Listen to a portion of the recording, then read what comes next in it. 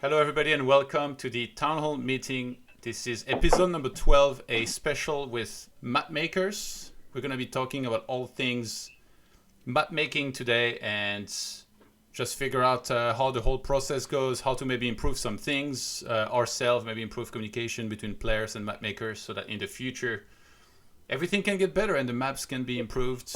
I can't wait for that piece of garbage Echo to get the fuck out of the map pool. But before that, we're going to have some discussions. So welcome, everybody. I'm going to let you guys introduce ourselves because we got a lot of new faces. Actually, I'll introduce Remo first because I know him. Look at his hair. He might not have any eyebrows, but he's pretty damn handsome. He's pretty damn buff, even during quarantine. Welcome back, Remo. How are you doing? I'm doing good, man. Looking forward to this. I am quite interested about maps. Glad we're doing this. Thank you for being on. I'll let you guys introduce yourselves. Let's go with you first, JaleVeliki. Yes, hi. I'm JaleVeliki, or as I would often hear, JaleVeliki or Jail, however you like, it works. By day, I am working as a graphic and web designer here in Croatia. But by night, I am an avid gamer and a StarCraft 2 and Warcraft 3 mapmaker. So that's why I'm joining you all here today. I'm probably best known for my contest-winning entries on Hive Workshop. I have a 4v4 map on BNet Ladder, and you've likely seen the map with boats that is currently on the map pool on Todd's Tech Team Tourney. So lovely to join, excited to be here. Knecht. Okay, hi, I'm Knecht, and I'm a mapmaker, and I'm mostly known for my map Thawing Snow, which became a staple whenever people talk about boats in Warcraft 3. So yeah, that's that. Keito? Yeah, okay. I also have two maps on the ladder. Northern Isles, which is apparently the most popular map as far as other people tell me. You made Northern Isles? Yeah, I made on Northern Isles. Nice. I also made the 2v2 map Synergy. Okay. Among many others, and yeah, I have. I didn't mean to interrupt you, by the way. Like, so yeah, where, no, where are you from? I have worked a lot. I'm from Denmark. I have worked a lot in these Warcraft 3 maps, and currently I go to a boarding school, but it's closed down because of Corona and everything. So I'm just. So you're just making maps all day? I haven't really been into Warcraft 3 like since the Keeper meta. Hey, me too. I saw Reforged and I was like, Blizzard is gonna fuck this up, and they fucked it up. So. Like if you could just see from the initial trailer, it's like no. HighTac is going to be joining us as well. Sadly, I didn't have the overlay with 7 people, but are you there, HighTac? Sure. Yeah, I'm here. Yeah, thanks for having me again. So not a real map maker here, but I was co-creator of Concealed Hill. So I had some of the ideas with the hill, the name, and some of that stuff. And I was judged in one of the Hive map contests, and we are currently running an FFA map contest with some participants here on the call on the town hall. And yeah, thanks for having me. Nice, welcome. Mafe? Yeah, Germany. My real job is a risk manager at an insurance company. And yeah, I've been making maps for maybe 10 years now, but I really only went active in the scene like 3 years ago when Back to Warcraft hosted their mapping contest. And yeah, I made a few maps. I'm a map reviewer at a Hive workshop, and maybe you remember the map Fields of Ruin, which was played in the last maybe 10 editions of the Gara Cup. And then I made also this map Brightwater Oasis, which was played in the HighTac League. Yeah, that's about it. Nice, welcome. All right, so we're going to go through some maps and talk about them, also talk about the current map pool in solo and 2-on-2. But first, I would like to start with a question, and it's a pretty big one. How likely do you guys think it is that in the future we could improve the communication between the map makers and the community so that we actually could get to change some of those maps a little bit more actively in like some of those weekly tournaments, like not just, one-offs? Like how much could we affect the map selection process for those tournaments and Mapples. Maybe Remo, you can take this first. Like how realistic do you think it is? I think it's absolutely not unrealistic. You just need to get in contact with a tournament organizer and come to a consensus that 1 or 2 maps should be rotated out. I would absolutely be in favor of that. Some people would be, some people would not. I guess the biggest hurdle there is the players, because from how I know players, normally they are pretty resistant to change. Rarely I've seen a player find a new map on ladder and they're like, oh my god, that's amazing. Can't wait to play on it more. Normally it gets the thumbs down for a while until they're forced to play it a few more times. So possible, yes. Possibly resistance also, though. My initial thought would have been the best idea to introduce new maps is through ladder, through the official Blizzard ladder. But that's just my take. What's yours? I can interrupt a little. I totally agree with that. Like Northern Isles is very popular right now. When I initially made it and like people reviewed it, like it doesn't get any attention. Like people are so resistant to new maps. They like they see a map like that and they don't really care. And it's changed a bit here with the landscape recently, with like new maps being introduced, and now people are interested in new maps. For a long time, it was just like, you know, the ladder never changed on Battle.net, and it was like V3 Arena also kind of had the same like set ladder, and it was just those that were played for like 10 years in a row, so people were very resistant. Like as a map maker, what you really need is feedback on the map, which when Northern Isles initially came on the ladder, I got like, you can get feedback from players and playtesting and all that, but like just seeing, like if the map is on the ladder, you can like go to a stream or go to or you can just see it being played by like professional players, and you can like, after you watch like 100 games, you can see all the little tiny issues you can actually fix and improve it. Like there's just so much data to be had there, which is really useful, which I also use to update the map list. I thought you were going to say you got death threats or something. Okay. I was like, whoa! Maybe you came to my stream when I was losing a game on Northern Isle. I apologize. No, I don't know. No, it was the main issues I saw were like there was a few, but the main one was like the gold mine, for example. It's like with the Unison, like they always pull, and those things are hard to notice in playtesting because you really need an established meta on the map, which requires the people to be forced to play it for a long time to like see the issues with it. Yeah. Which is... if I could jump in here. I remember the old Northern Isles where, there was the Rock Golem, which was always getting abused at the natural, and also the lab camp was different. People kept on running in, getting purged, and so on. But that old version was on Battle.net, right? And then you changed it, and then Blizzard quickly followed up with those changes and included the new version. Was there direct communication with you and the Blizzard team? Well, there is... I'm not sure if I can mention that there is a Blizzard guy that's like in the map making community, and he's like the connection between us and Blizzard, I guess. So yeah, I talked with him. I'm like, okay, I'll update the map. These are the changes, and I sent the file to him, and he did all the other stuff. Quick question. I'm not sure. Why did you put those boxes around the natural that my hero keeps getting stuck near? You know what I mean? Those little boxes. Oh, that was... It looks like you can walk through, but you can't walk through, and then your hero dies every time. Was that you? Now I want to go check on the boxes. Oh yeah, it definitely was me. And my editor crashed. Oh. And any specific reasoning, or like the little barricades near the boats? Yeah. Up there? No, I didn't think too much thought into that. I just kind of placed them. JaleVeliki, are we gonna go through Northern Isle later in the map editor? Yes, sure, because it is in the map pool, and Keito is here to explain a little bit more about Northern Isle. Yeah. So I want the rest of you, if you can answer as well that question. So JaleVeliki, you can go next. To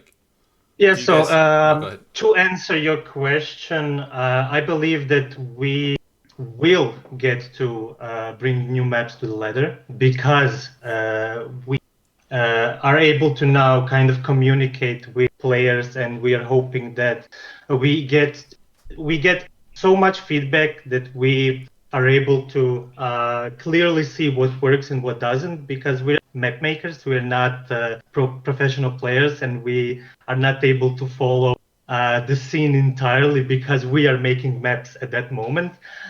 So to bring out something new or to bring out something super balanced for 4A is kind of hard without any proper feedback. And as Keito has mentioned already, and it is kind of difficult to get that feedback because players either veto the maps, or if there are new maps, it's a tough sell. Mafe? Yeah, it's pretty much the same. So when I had this Fields of Ruin map in the Jera Cup, I tried to ask some players about feedback, and well, I'm not really wasn't pushing it too much, but the feedback was like, I asked an orc player, he said it was a Night Elf map. I asked a Night Elf player, he said it was an orc map. So it doesn't really help me improve in any way. Yeah, that's why you need to watch that you play them many times.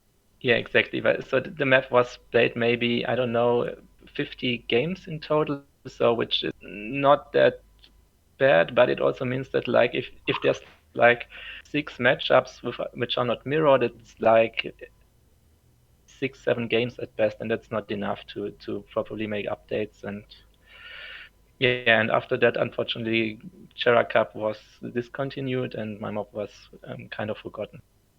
Yeah, I agree that the communication and getting feedback is very important, but it's also quite hard because as a player, I wouldn't be motivated to play a map unless I know it's in a tournament, and as a tournament organizer, I wouldn't want to put a new map if it hasn't been tested. So it's like kind of a vicious cycle which has to be broken. Well, what's the best way for players to give feedback? Should they come to the Mapmakers Discord and leave feedback there, like in one of the channels? Like, what do you guys think would be the best way for that to happen? Just play maps, send replays, tell us what you think. Yeah, and it's a very common thing with feedback. The players say something, but usually they have no idea what they're talking about or why thing is it like it is. It's much better for the map makers to look at the replays and then analyze like the commonalities. And also players are very biased in their like opinions. But you just watch 50 replays of 50 pro players, it's like you have a more objective kind of point of view on it. Yeah. Knecht? Yeah, I think it's getting better, the situation with the communication between players and map.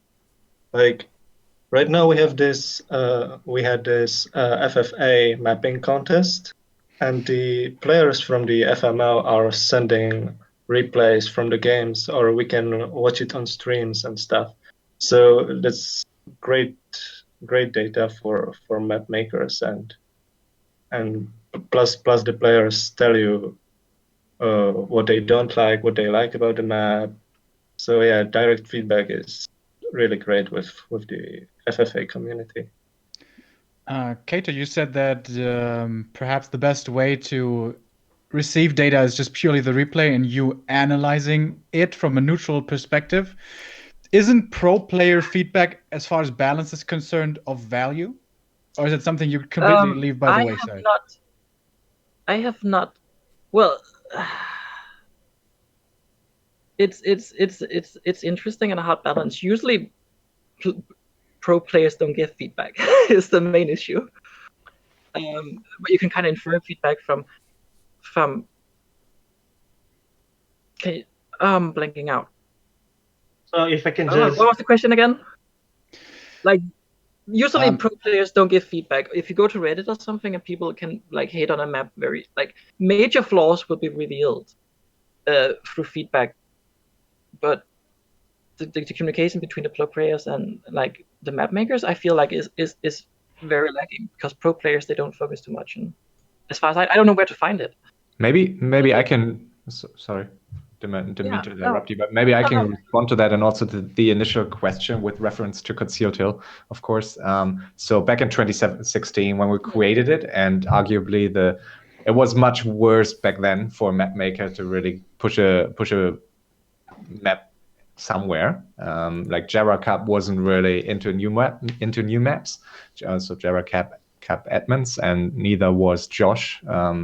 Head admin of We3 Arena, so there was a big resistance to to get any new maps into any map pool. So it was easier back then to get Concealed Hill into NetEase than it was to get it into any of the small European cups. And obviously, there was an easier way to get mass replays, to see it via NetEase, observe via NetEase. So that was a very fortunate situation for this map.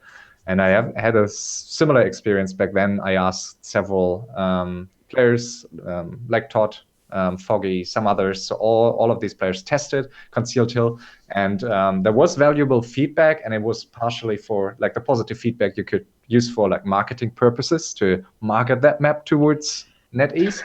But it's really difficult for anyone to provide feedback on a map just after playing it once or twice. So no pro player will be able to provide feedback, like real feedback, without having a map, without having it played for like 20, 30 times, I guess. So, yeah, you need to kind of understand the meta game of the map, and like you can by looking at a map initially, there's like some rule sets, and I can probably go over those later. There's like like an Ancient of War option, or like a fast expand option, like nearby an unguarded tavern, and like all these kind of rules. And if you follow these rules, the map will usually kind of work. But the little nuances with like, oh no, this is like a Blade Master exploiter, this is like Creeping Route is like level 3 too strong, or something like that. Like those are harder to find and find. It kind of requires an established meta on the map.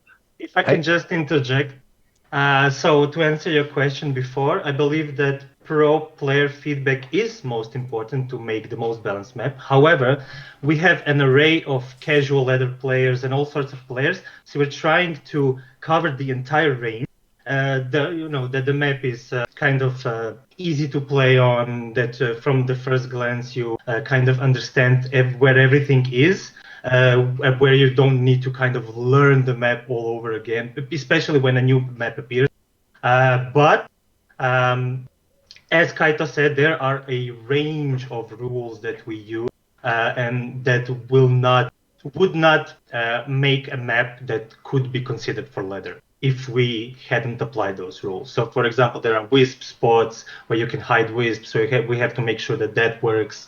We have to make sure the itemization is correct and the distances are okay, and all of these things that players don't see, but map makers do. And that's why we need feedback on those other things like creep routes and maybe difficulty in expanding to some expansions, and that sort of info, that sort of feedback to combine what we've been doing very good so far with the thing that we're lacking, and that is gameplay at the highest level. Yeah, and also feedback from is usually very surface level. If you can understand what I mean by that. Do you think there is a... Sorry. Yeah, no, when a player, I'm not sure if you know what I mean, but that's like, they see the most glaring thing and the top layer, and like, oh, this is like an obvious issue, and this is what I give feedback on, where you kind of have to take that and have to dig a little deeper and find where that kind of starts, because it's never up here, it's never the surface level. It's the kind of you probably need a lot of games on the map to give like very thorough feedback as well, which is hard if it's like a new map. Like it's hard to justify, hosting custom games specifically on it and stuff. Yeah, like I feel the feedback that a pro player can kind of give on a map would be the same feedback the map maker already have, like in the creation of the map. So you have to have a deep understanding of the maps. You have to play it a bunch, and there's like you can't really get that feedback from the pro players until they understand the map again. In StarCraft 2, there is a very dynamic map pool. Like every season, they take out a bunch of maps and they replace them with new ones, and then some of them stay. There is always 7 maps. I really would like that in Warcraft 3 we could get something at least where it changes a little bit. I don't want the same, because like in StarCraft there's just way too many maps changing all the time, but if you look at the Warcraft 3 map pool historically, like it's been one of the most stale across like maybe all video games. Maybe if you watch Shields go and they're still playing freaking Nuke and Inferno and whatever, it's like ridiculous. So I really would like to help make that improve. So that's why I organized a 2-on-2 tournament where I used a lot of the newer maps, because at the end of the tournament, I either want to tell a lot of the players, go to the Mapmakers Discord and give them feedback, or maybe I'll collect it myself and then give it to the Mapmakers to see if they can make some improvements. And ideally, I think it would be great if you, like, maybe the best or the two best from those maps maybe could make it into the map pool. I think that'd be really, really quite cool. And it would really come down to like hundreds of games having played in a tournament. I think in the end, it's like this kind of tournament is I think a great opportunity for a map to like be played sometimes. I think to get a map into like to get it into map pools more consistently, it will require a tournament like Back to Warcraft Weekly Cups to really introduce one of the maps and repeatedly add one or two of these maps for like several weeks, so players are incentivized to really prepare for that week. So it's sorry. The difficulty is if you only add one map, it's always going to be vetoed. Every single time. Once you have 7 maps. Yeah. No, I definitely agree. You need, like, introducing the map once, I don't think is enough, because then it's like for one tournament, and then, like, if you introduce it again, then the like pro players are already familiar with it, and they might have like, oh, I played this map before and I pondered it, and now I can play the new tournament. So that gives it a chance to kind of get familiar. Which, like, if you just show the map once and never again, then it's a good chance it's just gonna like be forgotten. Kind of. You could say it's the starting map for every match, but then, you know, if the map ends up being imbalanced in all the matches, people are gonna tilt, you know. So it's like dicey, it's risky. And that's what I did. Like I knew that people were for sure gonna veto like Vile Reef and stuff, because there would be like boats and stuff. I mean, some of them didn't even know there was boats. I watched whole games. Guys had expansions in the center. They're not even buying boats. I'm like, what are you guys doing? Like, you could have harassed the whole game. But yeah, in other games they actually use them. But yeah, I made a forced starting map basically. Every match has 3 forced starting maps. So you're sure that you're gonna be seeing all the maps rotating throughout the tournaments. But it's hard, I guess, for Back to Warcraft. They have their current system that's very far away from that. And you guys are right. If they had only one map.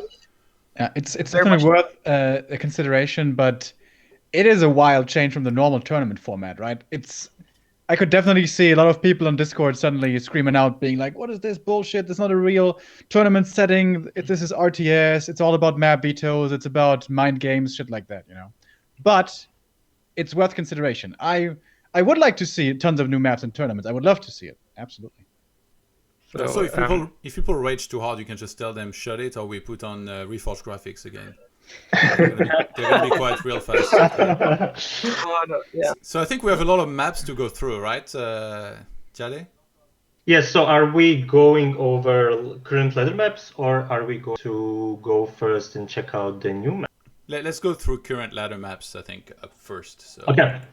I think we got Amazonia, but we got things up first. I'll transition. Yeah, there it is. So who wants to start talking about Amazonia? Remo, you're a big map enthusiast, aren't you? How about this one? I am. Okay. Amazonia is, just to get this right out the way, number 2 on my chopping block after Echo Isles. In my opinion, this map is too favored for certain races for creeping level 3. It is pretty one-dimensional in its layout. It's just like a quadrant with a few trees in between. It's very small. It's almost creepjacks are almost automatic. Whenever you want to creepjack, you can creepjack. And it's just too small. Whenever you decide to tech late, there is no options to creep your 3rd hero, sometimes even your 2nd hero. I really don't like the map. And do you like? Do you at least like that there is one expand, or do you think that's on Echo Isle there is one expand in here too, and it's just very limited because of that? Even though this one has a lot more gold. I prefer possible 2 expos per player, but I think 1 expo is okay. I don't think that's a big problem. Yeah. What about you guys? It's a pet peeve. I don't know. The initial green camp, it feels awkward. Like, oh, you go like to the 2 green camps next together, and you get the lightning shield, and you like stand. It feels weird. It's a weird gimmick. It feels weird that it's 2 camps, and I don't know. I always had a pet peeve with it. Like, I hated it because of that. It's like. So what I can say here is that such strategies, such as Lightning Shield here, and many other maps where you have some kind of a gimmick close by, like Last Refuge and such maps, those kind of maps would never pass our contest, because it would be something that players would have to actively do and kind of develop. I'm sure that the Mapmaker here, who did this originally, wasn't counting that this is going to be creepable. at start via Night Elf or via Lightning Shield. So stuff like this is kind of hard to do because these type of strategies were developed over time on these maps just because they were played for so long, and not because this is a feature that this race needs to have or the other race needs to have. If we were to kind of force the maps upon players, they would create new metas on those new maps, provided that the maps are balanced. Definitely. Keito. No, I completely agree with that, and that's again the same with Northern Isles. Just like I keep talking about it with the expansion, and player figured out like how to bug the AI there. It's the same here. It's like that's not something you see when you test the map for the time. You're trying to figure out where everything is. Like that's. Do you mean this bit? On Northern Isles? What? You're talking about the. No, it's the same. It's the same with the old version of Northern Isles. You know, where they bugged the AI at the expansion. Like these are the nuances like that develop as you play the map more, and you don't see those initially on initial playtesting and stuff like that. Yeah. To go back to Amazonia, personally, I think like those small 2-players map where like you're so easily creep jackable are really, really bad. I don't know, like I feel like maps should be a little bit bigger, have a little bit more options in terms of camps. I think the golems is quite interesting. The tavern in the center I like the shop position, it's not too far, not too close. Yeah. But yeah, the expansion mechanic is really silly. Like the mercamp are like in a corner, and it's just wherever you go, you're gonna get creep. I mean, it's different for every race. But I play human.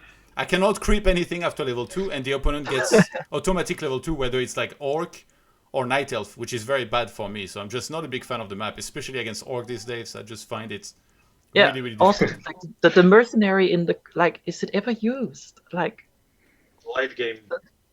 Yeah, but like on a short, kind of on a short. It's usually like a small map, so it's a short map, and like just where the most like competitively viable maps, they have the mercenary somewhere between the natural expansion. So like early fast expanding races like humans, maybe night elves, like depending on matchup, can get those early mercenaries to help you. You can't really use a mercenary camp for early mercenaries in this map, so it kind of defeats the point of what the mercenary camp adds to the game. You just use it as like, I need to instantly get a big army or something. Yeah, and if use of it. And if we look at the sizing, here we have the grid. Usually on 1v1 maps, we have about 9 yellow tiles of space to fight, of open fields. And on Amazonia, it is probably the most open 1v1 two-player map. So it kind of favors Orc, for example, yeah. In one of the maps that we're about to show, I tried to make a better Amazonia. In a way, I like the dynamic of Amazonia, but I didn't like the chokes and the layout of the neutral buildings. So we will get to see later something more improved upon Amazonia. But yeah, definitely. Again, just like there needs to be a little bit of variety, I feel, in maps, and this is just open everywhere. Where you need some places that open, some places that chokes, so like different ranges can shine, and you can like. If you have like more melee units, they kind of like the open spaces so they can surround, and the ones with the most range units like closed. Maybe some barricades near the expo as well. Sure, yeah. Exactly, yeah. Let's add some barricades. That will fix it. Mafe and Knecht, you guys want to talk about Amazonia? I just think it's a very generic map, and I think it was good when it came out, but by now it's just so every game is virtually the same. I also like to see it gone. Yeah, I'm also a human main, so I agree with Todd on everything. Plus, it's so everything on Amazonia is on the borders, and like I don't have any incentive to creep in the or to go through the middle because there's not that much stuff, in my opinion. So, yeah. And the middle control is kind of not important on Amazonia because you kind of circle around the edges. So the middle is just dead after fifth minute. Also the shops are not really like there's nothing you gain from middle control anyway. It's like, oh, you have the tavern. Really cares. So I'm gonna start opening the next map so we can fit everything. Yeah. Yeah. And we have Concealed Hill. The second best map after Northern Isles. Remo, go ahead. Yeah. I like Concealed Hill quite a bit. I think the Ogre pull is getting a little obnoxious. It is an objective on the map, which in theory is cool, which both players can contest, should contest. But at the end of the day, what oftentimes turns into is either A, the player who gets the fastest second hero creeps it, or B, the player who is stronger at the point that he gets the second hero creeps it and the other can't contest. So I think that's a little weird. I think we should perhaps place the tavern somewhere else so you can't trap the Ogre Lord too easily. That's my one criticism with it. Second is the path in the middle that goes through the middle gold mine does give you a path from one base to the next, but sometimes on Concealed, it feels like, all right, I'm here on the map and my opponent is there. I want to get to him, but it feels like it takes an eternity. Say, for example, you're at the green spider crab camp and your opponent is at his gold mine. It feels like, despite the air travel distance not being so long, you have to go around so many corners. It feels like it's just a complete waste of time to try to go for any kind of engagement, so you're better off just playing passively and creeping. That I feel is something that Concealed maybe encourages a little bit too much. Other than that, I think it's a great map. I think it's an amazing map. I also think that this is maybe the best usage of health fountains that we've seen on ladder maps, because it is not in the middle. And so when you do win or lose a fight, you can kind of always go back to middle and heal. For example, if here would be the fountain, but them being on the side and kind of off battle and guarded by even air unit is, I think, a good way to utilize health fountains. What do you say? Yeah, I think that's absolutely great that we have a map with health fountains when, like, before this map, everyone was thinking, okay, it has health fountain, surely it's an orc map. No way to defeat orc there. But I don't think I ever heard somebody say that orc was imbalanced on Concealed Hill. So it's certainly not a fountain itself. It's also a question of how you use it to make it viable. And I think that's maybe possible with many other assets that are somewhat underused. Jale, make sure you don't move too fast, because otherwise Okay. it's super pixelated. So the less, just move a little bit here and there, and then actually it's very clear right now. It takes a while, I think, to render properly, but yeah, if you move around a lot, it's gonna pixelize all the time. Side note, I absolutely hate fountains. I think it's like one of the worst things in the entire game. Okay. I play humans, so if I'm playing against mountain giants, if I'm playing against orc and a fountain has been cleared, and I have to TP out of a fight, I know it's gonna cost 0 gold for my opponent to heal. Even though supposedly it's going to be hard for them. You know, healing giants is not easy. You can bring them back to full from like low hit points with almost anything. But on this map, you can. So I really despise fountains. That was my I found it interesting that like an orc is not really orc was considered on Secret Valley at least. Also, like the orc has high health, so and it heals percentage, so orc strong. Just like the logic. The meta game kind of feels shifted because orcs don't really go that many spirit walkers anymore. It's a lot more shaman play. It's a lot more like raiders, like low health units in that regard. So you would think orc has a high health pool, but generally they don't really. It's like elves with mountain giants. It's like when that meta came in, the fountains were just like insane. I think they kind of do have a lot of hit points. Yeah, and like also, like Secret Valley, you could heal without even clearing the fountain. You just stand in the corners, like barely in range. On this map, you can't do that, as far as I know. Yeah. But yeah, like I said, once a fountain has been cleared, if somebody wins the fight and force the other to TP or pull back, they're gonna heal for free, and that's like pretty absurd in my opinion, because it's like there's nothing you can do about it. Like I guess make sure you win the fight, but it's not always that easy. So I don't really like personally fountains. Like you can obviously adjust your style and try to play more aggressive and like not creep and all that, but again, it's like very, very hard against good players that know like you will have to play like this. They can just kind of like try and delay the game, hit and run, and then again, once the fountain has been crept, it's really like you've opened Pandora's box. I don't really like fountains. Other than that, I kind of like the map. Like it's hard to expo on for human, but I think it's okay to have some maps where like it's harder to expo on. But yeah, I think the center is interesting. I do think that at Auger Pool should not be possible. I think it's like one of the silliest things in the game currently. But Todd, how would you feel about mana fountains as human? I think any fountain is stupid. Like health, mana, Murloc fountain. I don't want any fountain in my game. I don't want anything. This fountain just as a like at some point, and I'm not sure if Blizzard actually changed it, we lowered the heal rate of the fountains here on Concealed Hill initially, just for like the purpose of being more balanced. So it had a lower heal rate than it had on other maps. So that's something we did because we wanted to implement like a map with fountains, but not like try to avoid that imbalance. So that's something we did here. Like, I feel a way to balance fountain, which is this map kind of does this, but not really. Especially if Blizzard needs to change something, I want them to change fountain to not be a percentage heal, but like just a base heal, which would be like a nice change. So like mountain giants won't be like insanely healing at the fountain. Also, just feel like they're kind of close. Like if you add a fountain to map, I would add it like in the corner.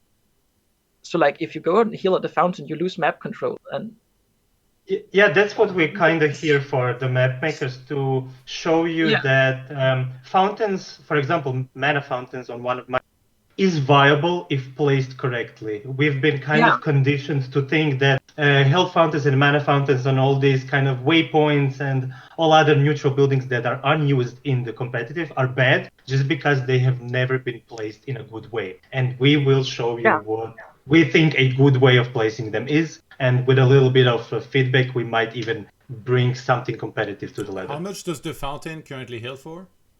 4%. 2%, I believe. 2%. 2%. Yeah, 2%. Okay.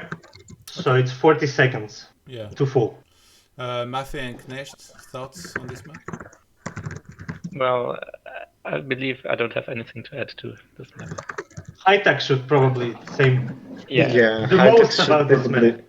But I have a question for actually, HighTac. it's 1%. It's 1% actually.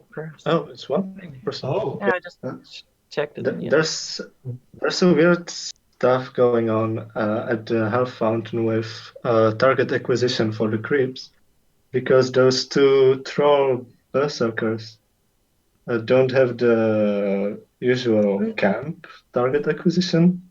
Yeah, they keep killing my priests. No, well, that is so you can exploit it. It's my thinking behind it at least. But yeah, I don't like the fountains too much in Concealed Hill, because I feel like even if you like, you don't, they're like kind of in the center. You don't lose anything by going like to the fountain. And it's kind of balanced off by it being a red camp, and like it's a late game, so it's not really an issue for most of the map, but it becomes an issue late game, as like Todd kind of said. I believe that like if it was in the corner and you had to trade, like, oh, I lose a heal of scroll because I don't have shop control for the next fight, but he gets to heal up the fountain. There's like a trade-off to be had there. But I believe that we can fix health fountains on Concealed Hill really easily, because all of these creeps sleep. If we were to put a creep that doesn't sleep, this fountain would be inaccessible for a bit longer. Yeah, I don't think that's a good idea. I agree. And the health regen rate definitely still needs to be lowered, in my opinion. It shouldn't be percent based. It should be like way lower. I agree that obviously it's a health fountain, it should heal, but make it lower. Like giants shouldn't be like coming back to like high hit points as quickly as they do, and same for the orc army. That's a petition I want to send to Blizzard. One of many. Because like it could even be a mix, right? Like 1% plus I don't know, 2 HP per second or something. It's already at 1%, so that's but you know what I mean, like lower percentage plus a flat amount. Whoops. Yeah, sorry. No, please continue. I feel like at least that's my impression from the feedback that I heard over the years, and also the initial feedback. Like at least pro players either like the map or hate it, and it seems just my impression that in Asia they seem to like this map more, at least from what I see in big tournaments. It's going to be vetoed less there than it is here. So not sure if you have the same impression, but I do see, maybe it's just my impression, which is subjective, of course, but I do see a lot of fun matches on this map personally. But I do also understand why you would find some of the stuff and some of the paths too dull, maybe. So but I also have a solution for the pool. So what I see as a solution is that this creep gets replaced by a range creep. That way, the acquisition range or the range of the creep will not allow it to go as far. So if we have our army here, this is the maximum that it would reach and then start attacking you. So that's maybe like a little fix to the ogre pool in the middle. Yeah. That we can quickly do. There's no way to fix the AI of that one ogre so that it doesn't follow people to the tavern? No. There's no way? Oh, wow, that sucks. You can bribe how about a couple barricades near the tavern? Like my Archmage on Netherite. Remo, but is it your impression? Like, do you have an opinion on that? Like, are certain maps vetoed more in Asia than they're being vetoed here? I mean, that would be statistically easy to check out, but I've never checked out those statistics. But Concealed Hill and Northern Isles are some of the fewest vetoed maps, I think, anywhere. Okay, interesting. But I gotta say, I don't like that it's green. Like, you don't it's like what? That it's green. It's yeah.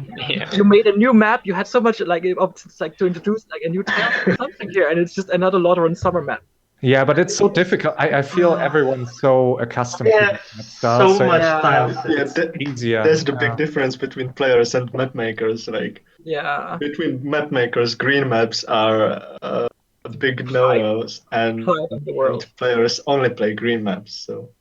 Yeah, the only reason why green maps have become so popular over the years is because of the Mercenary cramp and because of the creeps that green tile set shares. So Lordaeron Summer tile set has standard orcs, trolls, murlocs, and the red Mercenary creep, which is by far the most balanced Mercenary camp.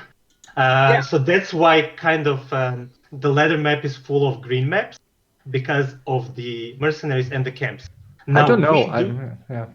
Because over the years, those maps have been filtered as the best maps, and the bad maps have been kind of forgotten. And we do try to bring other tile sets that look pretty and that look enough contrasty to the foreground.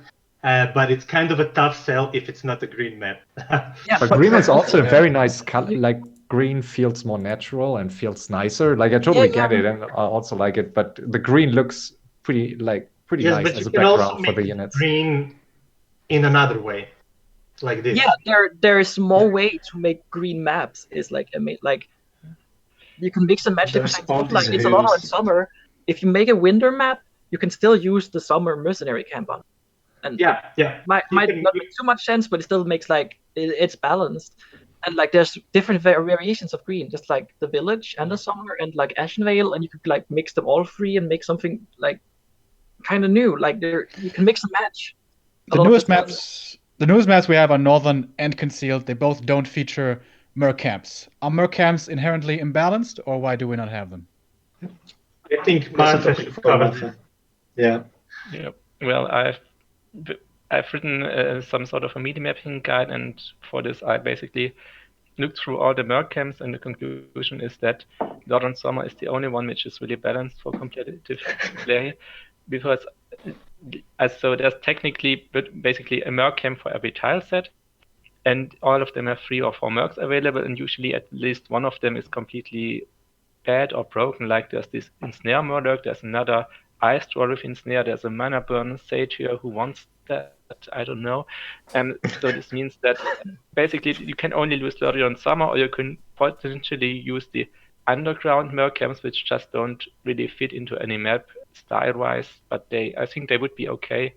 Or Cityscape Mercenary. Yes, Cityscape also. Yeah. Northrend is actually kind of fun. No, but even the most balanced merc camp, isn't it still imbalanced as far as races are concerned? In some way, yes, but I mean, It depends on different aspects of the map. There's some features on map that like if this matchup has this neutral building, then this race is better. That means there need to be like a payoff somewhere else on the map that makes that race kind of worse. Northern Isles just didn't have a mercenary camp because there wasn't really anywhere to place it.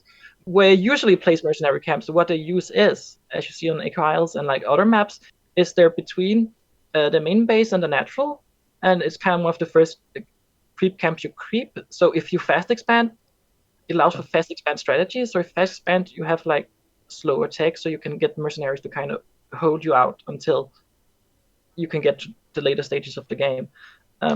That's what a use is. I don't think it's inherently imbalanced. So you don't think it's way better for human and night elf than it is for the other two races? I think it is better for human. No, I think merc camps are better for humans and night elves.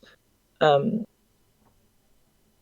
think they are better for humans and night elves in the early game, but there's the downside that mercs generally are worse than equivalent race units, and they also give a lot more XP. So like there's the Forest Troll Berserker, who gives like, as I believe stats of a rifleman, but he gives like 50% more HP. So you buy the merc now, but in the long run you will feed more experience to the enemy. So I think that's a good way to balance mercs. That's a good point, but for early game tempo, it's so much of a difference maker. Like LR on the top level of human versus orc used to be horrible for human, and then they started pulling in the early merc, the Shadow Priest, pretty expensive, almost 200 gold, but it changed the whole matchup.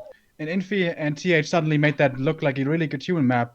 And yeah, that merc is expensive and gives much experience, but early game tempo is everything. Early game level 3 creep route is everything. Yeah, but actually now orcs started placing a peon to block that, to block the pull on the merc camp.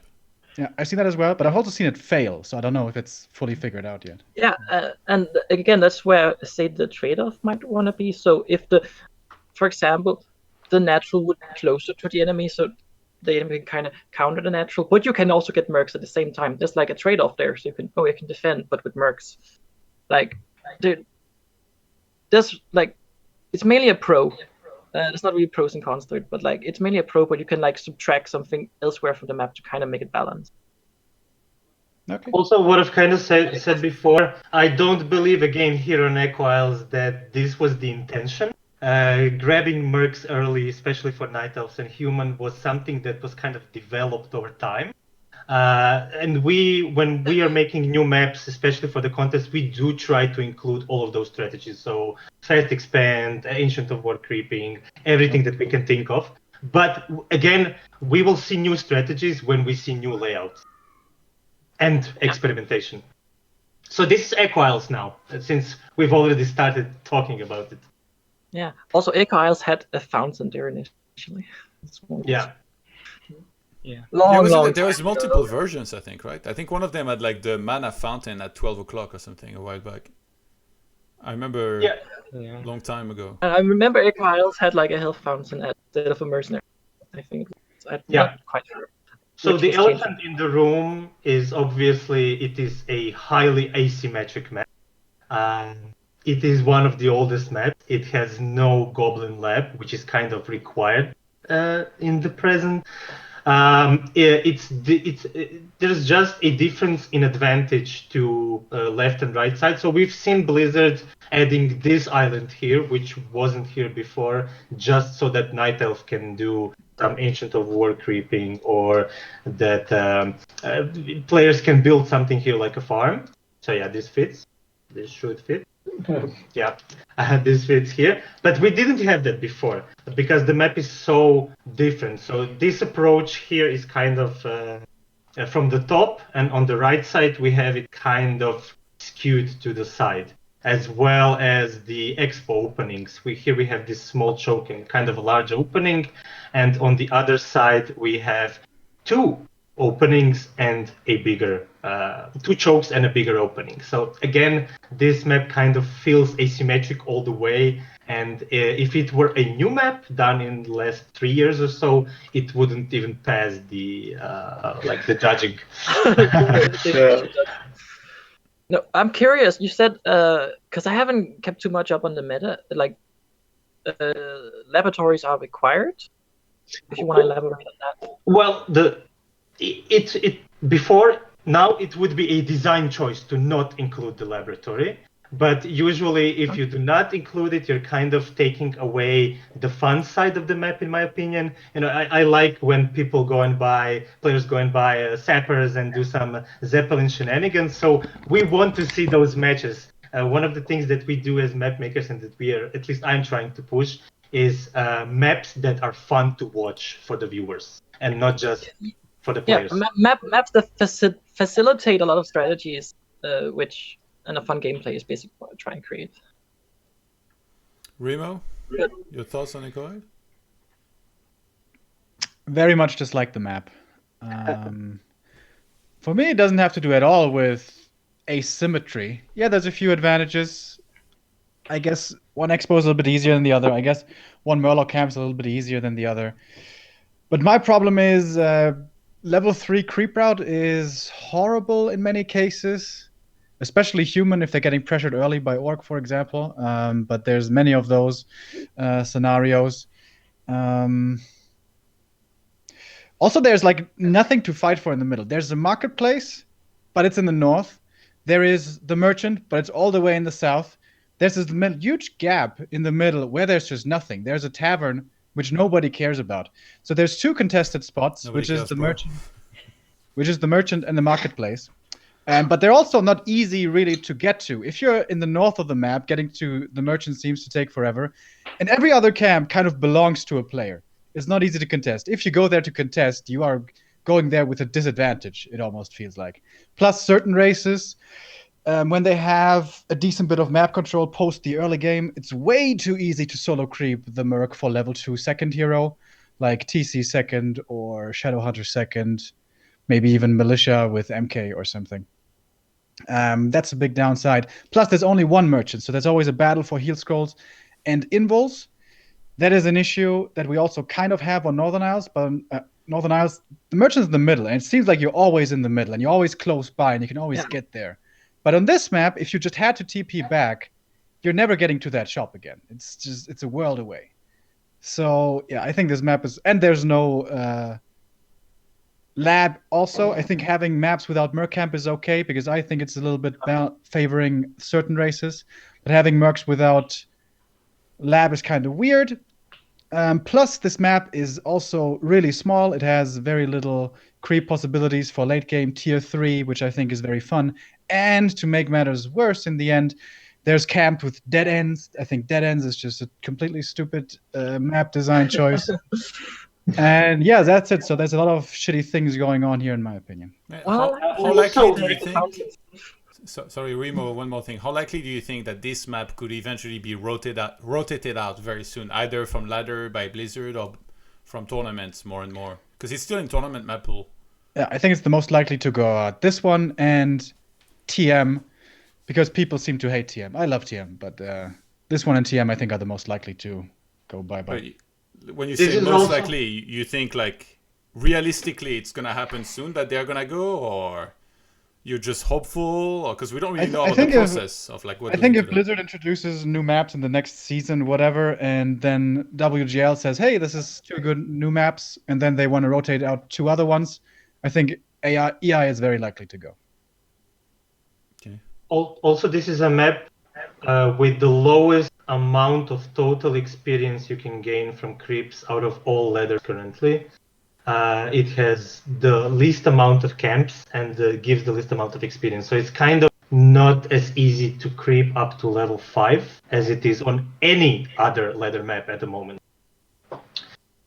Okay, so the next map we have on the list is Last Refuge. And this is, I believe, the perfect map that shows that that is not intuitive when you first try and play it, but becomes really fun and really different after you've mastered the map and kind of know where everything drops and how to do strategies. Because it has kind of a weird creep route here in the middle that is very unique to this map only. Yeah, Just try not to move so much, by the way. Just zoom all the way out, and then if you want to point at something, maybe select that area or like put the cursor, but it's like super pixelated right now. Yeah. Okay. Also, no, I was just thinking about the mercenary camps again, and it's very fun. Like when the keeper meta was in, like mercenary was kind of almost mandatory for like the dispel. I hate Last Refuge. That's my opinion. I think it's a fine balance kind of map. I think aesthetically it's one of the worst and most confusing maps, and for players to kind of get into the game, it's like, yeah, it feels too close, too small, and choky, and there's so much going on it. Personally, and as again you said, you don't like dead ends. There's like many dead ends. Like even the red gold mine is kind of a dead end. But the laboratory, like next to the base, the high ground there, it just everything about it feels weird, and it's not pretty. I agree. Yeah. It is not the most intuitive map, especially for new players. I remember when this was first introduced back into the ladder, I was confused for about 20 games because it is just a map that you have to learn by heart, play on it a bunch, and then you can kind of play competitively on it.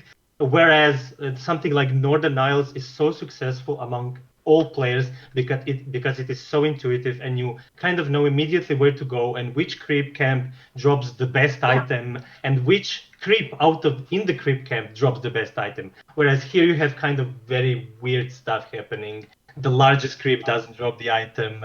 Everything that level 4 item is close by to the base, whereas something that doesn't yield as much is far away. It's kind of a weird map for a new player, especially. Yeah, I like Last Refuge a lot. I feel like it's one of the maps that's been like very figured out. So I agree that it's a little bit narrow. It might be one of its only flaws, but other than that, it's got a lab, it's got a mer camp, it's got 2 shops on like decent positions. I guess the turtle spot's a little bit annoying that it's a dead end and stuff, but that means you maybe have to be a little bit more careful with like, scanning around, see if the opponent's coming in. I think the creep pulls in general, I don't know how I feel about them. I feel like it's very good that we've reached a level with like pro players where like they figured out all this stuff that you can actually pull a camp and then it's much easier to do, or like you can Ancient of War creep it. But at the same time, on this map, if you're human, sometimes you're gonna get the shaft real hard from like the mercenary camp creeps derping around and like messing you up while you're trying to expand. So I'm not a big fan of as much maybe, but overall it might be my favorite map in the whole map pool, maybe even above Terenas Stand. Like it's a very, very complete map.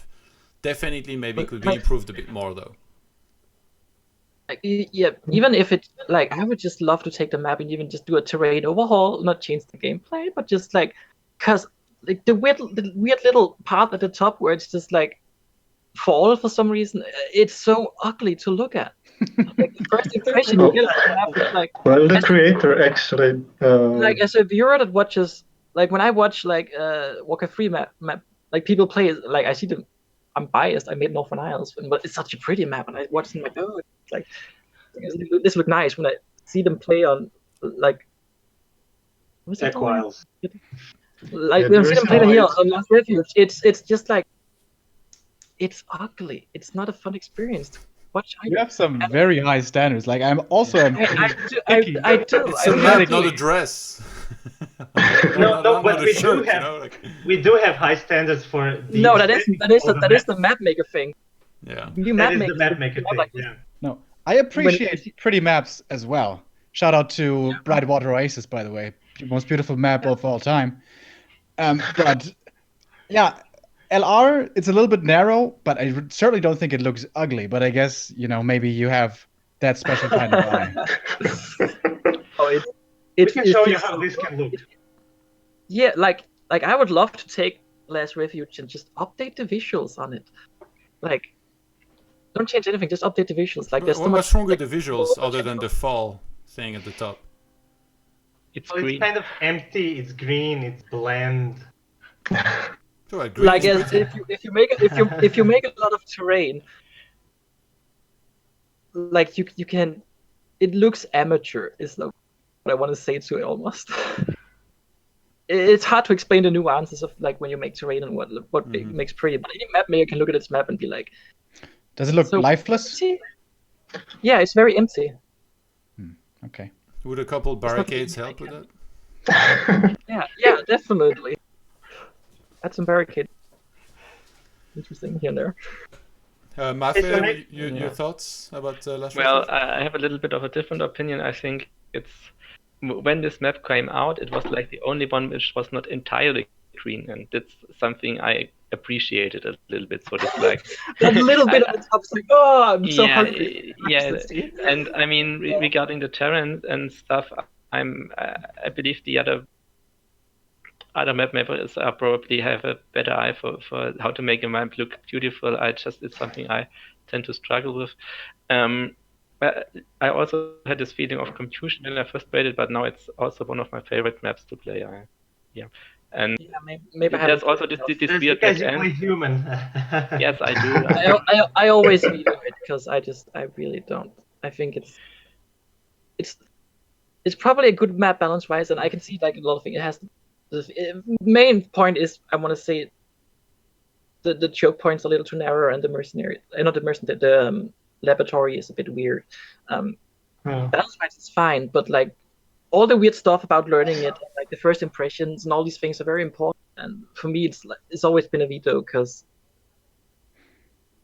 it's ugly. Like even if it was 50-50, like half of the map is full and half of the map that would be much better instead of this little top here. It's like just a reaction to the visuals of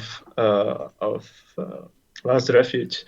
I might be the only one who reads map descriptions, but the creator described why he used the fall and everything in the description of the map. It's ecological map and something. Yeah, so that's why it's that nobody way. reads the map descriptions. Global nobody. It says it says warming. Plus, I'd like to say that Blizzard has actually changed some on the visuals on some maps. Like Phantom Grove has been a green map, and with the new Leather version, it's the Autumn tileset, if I remember correctly. Yeah, so it's a 2v2 map, right? It's so ugly. Yeah, that's a 2v2 map. Is that also part of the global warming, or? Yeah, I don't know. I mean, Blizzard fucked up almost any LV map, like also like for FFA 4-on-4. It's like so many of these changes just don't make any sense and are just like total rubbish. I don't know why. Yeah, I agree. And Phantom Grove is arguably the worst. I mean, they blocked the path to that actual expansion, so I think it's horrible, and I have no idea why they did that. To be fair, they made Terenas a lot better than it was. Oh yeah, no, I love Terra actually. Which is the next one we're looking? The next one we are looking is Terenas by coincidence. Terenas, okay. Yeah, so Terenas is maybe one of my favorite maps in terms of uniqueness. It has kind of a very, very unique layout with these bridges, and it has accomplished something that maps were not able to before, and that is to kind of have an entire safe area for yourself and go into super late game, because the bridges here and the kind of an awkward expansion here, because you have to go all the way up here, and the expansions on the side enabled those late game strategies to exist. Whereas something on Echo Isles, you would soon or very early enter a stalemate, and it wouldn't be as fun to watch, I guess. Yeah, I love that you can use Warden on this map. That's my favorite thing about it.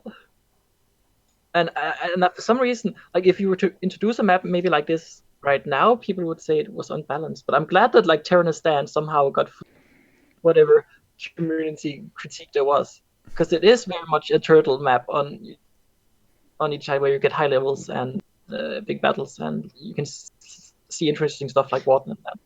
Remo? It's a fun map to have in the pool. It's very imbalanced. It's way better for human and night elf thanks to militia and Ancient of War creep. Also, it encourages 2-base play a lot, which encourages some races more. Again, human and night elf. Plus, it is outstanding level 3 creep route and easy merc camp access. Really, really good for human against orc, which is why orcs veto it all the time. So it's a balanced disaster, but for human versus night elf, it's really good. Yeah. I would say that I love this that map Warden can might... blink straight into my expo. It's amazing. I love that you can play Warden on. You can play Like, I Warden love to anywhere. see hero like. I would say that some imbalances could be fixed really easily. For example, if you look at this map, there is not a single critter on the map. It is maybe the only map without any kind of critters. So undead does not get, as an undead, I do not get any kind of corpses around here. You have to I have not noticed that before. Yeah, nobody has noticed. No, I But feel that's necessary. There are no critters, and this would also kind of be a something that we wouldn't allow to go high in the map contest if it had no critters. So you kind of have to creep this camp early to get some corpses or go for a graveyard corpse. And also this often gets pulled by units that pass by accidentally. So if we were just to place a couple more trees here, it would kind of disable that accidental pull with peasants or whatever, which happens for me quite often. I know this was enabled so that it's kind of not as hard to defend this spot from Krijak, but I would still add critters to the map and kind of choke this up a little bit as here so that we could disable these accidental pulls. The rest of the map, I mean, it has its own design choice. It is a very narrow, turtly map, and that's fine. Yeah, that needs to I like that there's some maps that's short and like quick games, and some maps that like long and kind of end games. If you can make it balanced, of course. Mafe, your thoughts? Yeah, I think I also like this map. I mean, it might not be balanced. I mean, we could argue in principle if we need every map to be balanced in each matchup, or if we can just say, okay, we have like 2 or 3 vetoes per player, and therefore we can afford to have one imbalanced map. I don't know. I personally think it's a very unique map, and I also like the choices and of the changes which Blizzard has made. So yeah, I'm fine with the map. I think the terrain could be improved, but whatever. A lot of the old maps, the terrain could be improved. But I actually like it for orc too, and I'm not an orc player, and I can't really say, but like there's just like maybe you can't fast expand, which is a big deal, but for like a blade master, there's so many like level 2 permanent items. Like late game, you'll eventually get like a good hero versus hero, high level army. So in that regard, like a high level blade master. Like I feel it's balanced, like one of the most balanced maps for all the races. So that's one thing about this map is that Blizzard has changed the item drops to be relatively stronger than on other maps. So there's like these small creeps north and south of the tavern, which are like combined level 6, and they drop a level 2 item. Not good, I think. I think that's needed for orc. Maybe on it to a certain extent too.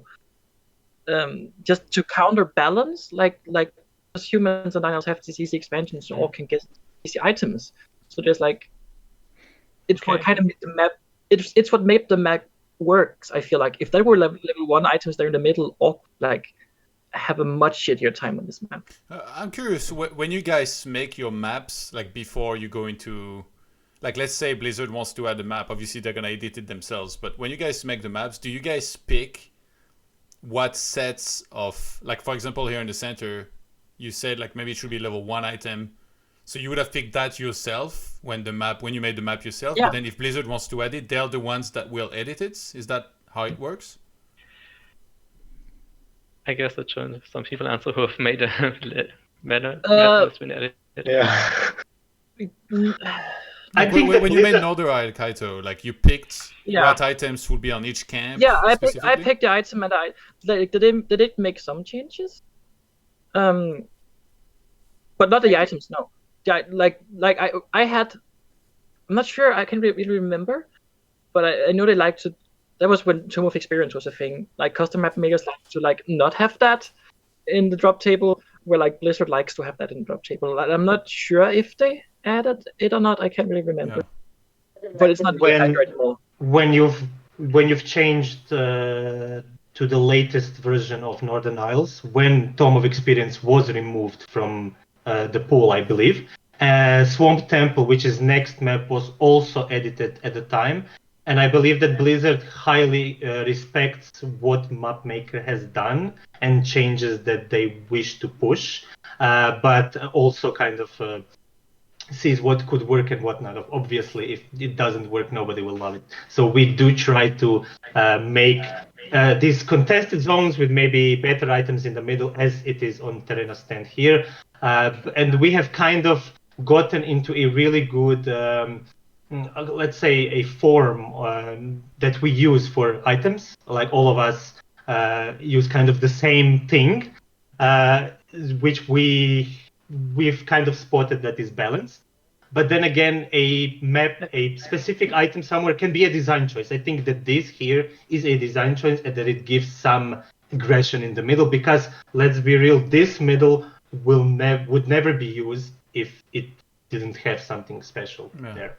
But like in terms of statistics for all of the items, those were already inside of the map editor, or did you guys pick? Like who chose how much damage is a class of attack is gonna do? Like that was already in the editor. There's a pre-size, so it's like level 2 permanent or level 3 permanent. Okay. Level 2. So here's what this leads to: greater mana. Do you guys think that maybe something could be done about this? Like let's say like change the mana from 3 to 200 or something. Like could the Mapmaker make that happen if like the entire community?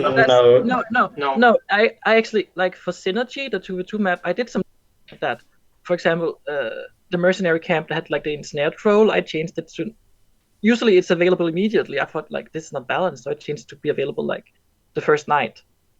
And like the speed, whatever runes, there's also some map. I changed those instead of last a minute to like 10 seconds. And there's like changes you can last like I know, a minute. Yeah, that was funny. Just to explain the viewers. I changed that. But when Blizzard gets their hands on it, they want it to be melee map status. And if you change any like data field in the editor, like it's no longer considered melee, and Blizzard would only accept maps that considered melee on the ladder.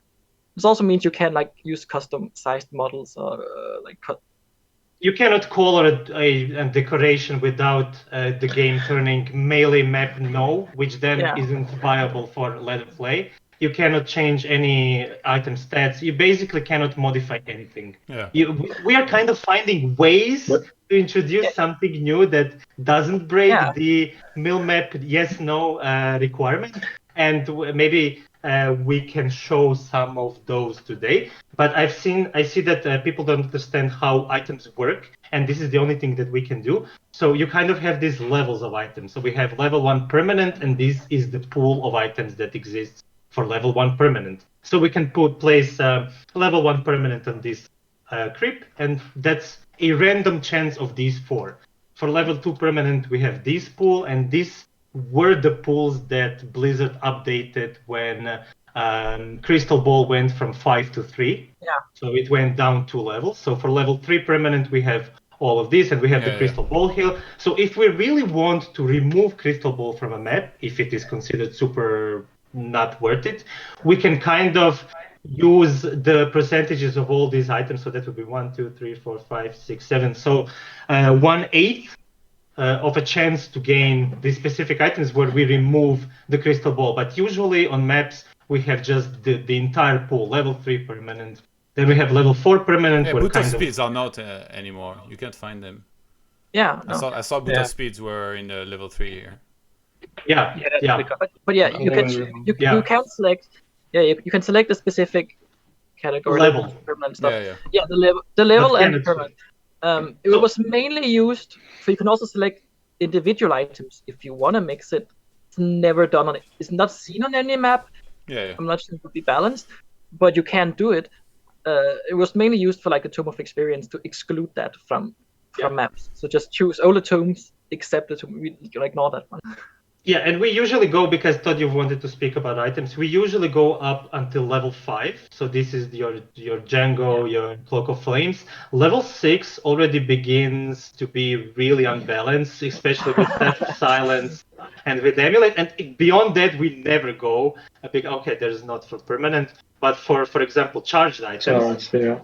We have, we have the Sentry Wards, which got nerfed, so some of the maps were immediately different because of that. So this is the pool for level 2 charged maps. Then we have the pool for level 3. So this is the mana pots and consumables mostly. These are all consumables because they are charged. So we have the level 4, which is also kind of borderline balanced. And then level 5 and level 6 just enter the unbalanced category. Yeah, the red drake. Of course, there's also more. There's level 6, which we almost never go to. These kind of level 6 charged items would appear maybe on FFA maps. Yeah, like 4v4 maps. So like bigger, and not 1v1. Yeah, and the third category we use is power-ups. And for level 1 power-ups, we have the standard Manual of Health and +1/+1/+1. And for level 2, there used to be a Tome of Experience here, but this is actually not in the pool on the ladder. It's just here in the editor, +2/+2/+2, and all +1. Also, there are a lot of places where we can experiment with level 0 power-ups. So you have your Rune of the Watcher here, you have your Rune of Spirit Link, your Rune of Speed. There's a lot of runes that we can experiment with, but it would take a little bit of an introduction to the map so that the players know. For example, on Swamp Temple, we can see these runes being utilized, and this is actually the next map that we are opening. At least Rune of the Watcher people are familiar with. True. But for greater mana to be modified, so basically it would take Blizzard to want to modify it, right? Or we could make our own custom item pool and then apply that. You can modify it for tournaments, but tournaments don't care about if it's like considered melee or not. Blizzard to get on the Battle.net ladder does though. So. Okay. But it would have to be done for each existing map individually, and I think it would make sense, but it's also something that like the entire community would have to accept, or it has to be declared by tournament organizers. Okay, we want our maps to be this way. So if you just introduce a new map as a map maker, it's probably personally would not be accepted. I would definitely love to see some sort of, like for the Rune of Speed, for example, that'll make it last a minute. If it lasted 10 seconds, you maybe experiment with the maps, and the same with like the fountain, like change it from percentage to like a set, and the same with kind of mercenary camps. I would love to see like some rebalancing done to make maybe the other tile sets more viable. Yeah. So why are we looking at Swamp Temple? Is this one of the maps that you think has like potential, or? Well, we're looking at the ladder maps, and Swamp Temple is in the ladder pool. That's in the ladder pool? Yes, and Swamp Temple is made by a Mapmaker also that is a community-made map, so it's better to feature or at least look at how others make it. And this is a good example of a rune being used. So we have a Rune of Lesser Healing here on this single kind of solo level 5 camp, where you can kind of, come damaged and then utilize it in this way to heal up and then, continue with your game. This is Swamp Temple, which was also updated just as Tome of Experience was introduced, and I believe the Mapmaker was also making some changes, so there wasn't 2 shops, I believe, in the beginning, but now there are 2 shops, and we also have Rune of the Watcher here at the top, so you can kind of see what's happening over there. It's a very unique map, and I love it. I have a question. I'm personally not so familiar with the map.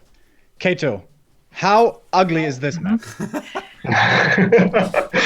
I actually from LR to. I was actually one of the. How ugly is it? I was one of the judges that reviewed this map. It was created for like a tournament, I think, along with Falling Snow, among others. Yeah, it was in the first contest. Yeah, this one got Versus back to Warcraft. It was like second if place, it was right? up yeah, this one got second place. If it was up to me, it would have won because I scored Falling Snow a bit lower. The community had a score to win. I was that one. just kidding. Of course. Yeah, I think no, they're it very definitely needs some similar. barricade. It definitely needs some barricade. Yeah, I think this One and Thawing shot Snow with are very similar because they are gorgeous. They're beautiful maps, absolutely wonderful. Not really very 1v1 competitive, in my opinion, this one. but they are beautiful. On What lower is that? levels, I love this map. I think that this map is super fun and it has so much, I wouldn't say gimmicks, but so much things to do and Just so much don't move so strategies to fast, go please, for. Jade. Keep going, Sorry. but don't move so. Just zoom all the way out and then like select an area. I will do it like this. Thanks. So, yes, please continue, Keito. But you were talking. Yeah, you were doing. Okay. No, I was so- asking. What is wrong with wrong with this map for it to be like not competitively viable? Because I'm curious to see. Like, I haven't played a lot. I was focused on my own maps, so this was introduced at the same time, so I didn't really have any experience with this map personally. It seems on a glance viable though, good enough. So I'm not sure of the deeper issues. It's kind of wrong. So top right is the Dragon Turtle level 10, which is like complete creep nightmare. That is just too strong of a creep. It shouldn't be anywhere. And secondly, it's very big, which is not necessarily a problem, but like the layout of it is not intricate enough, in my opinion. Essentially, it's a big circle, and there's a couple of camps in between, and there's no real tight alleyways. There's no real clear traps you can set up. There's always an easy way to escape, and from every point of the map, it's really easy to get everywhere. So Yeah, it feels like there's not really clear movement patterns that you can abuse or create. It's just a big blob. no, I can actually. I'm just looking it over. But Todd, you were saying like noob stomping, I guess, on this map was fun. Me? No, Yes, Christian? I haven't really played this map, to be honest. I probably played once or twice and then I vetoed it immediately. I don't know, even just looking at it now, I'm like, yeah, this looks like a map that maybe should not have made it to solo map pool, and maybe that's because I haven't played it enough, but just looking at the camps in their own little compartments and a lot of the open space, the expansions kind of out of the way and stuff.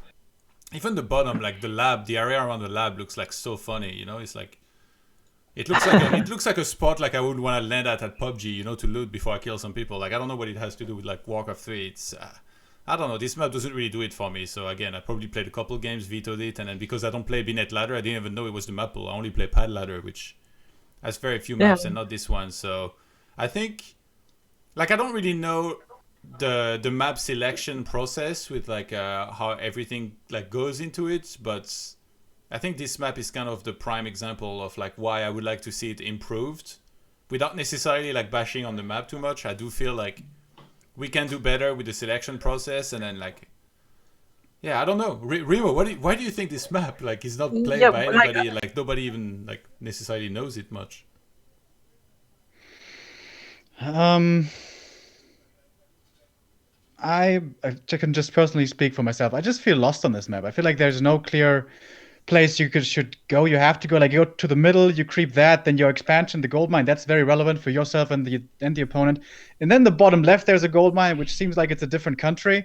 You never go to that. Top right, there's the turtle. As I said, you can't go there because the turtle is going to rip you a new one.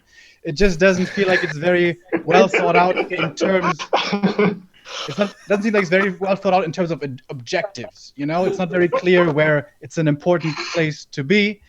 Plus, it's I think a bit too big and a little bit the base is too far in the corners, but that's minor details. Still, it's a beautiful map, and it's still better than goddamn Dalaran. I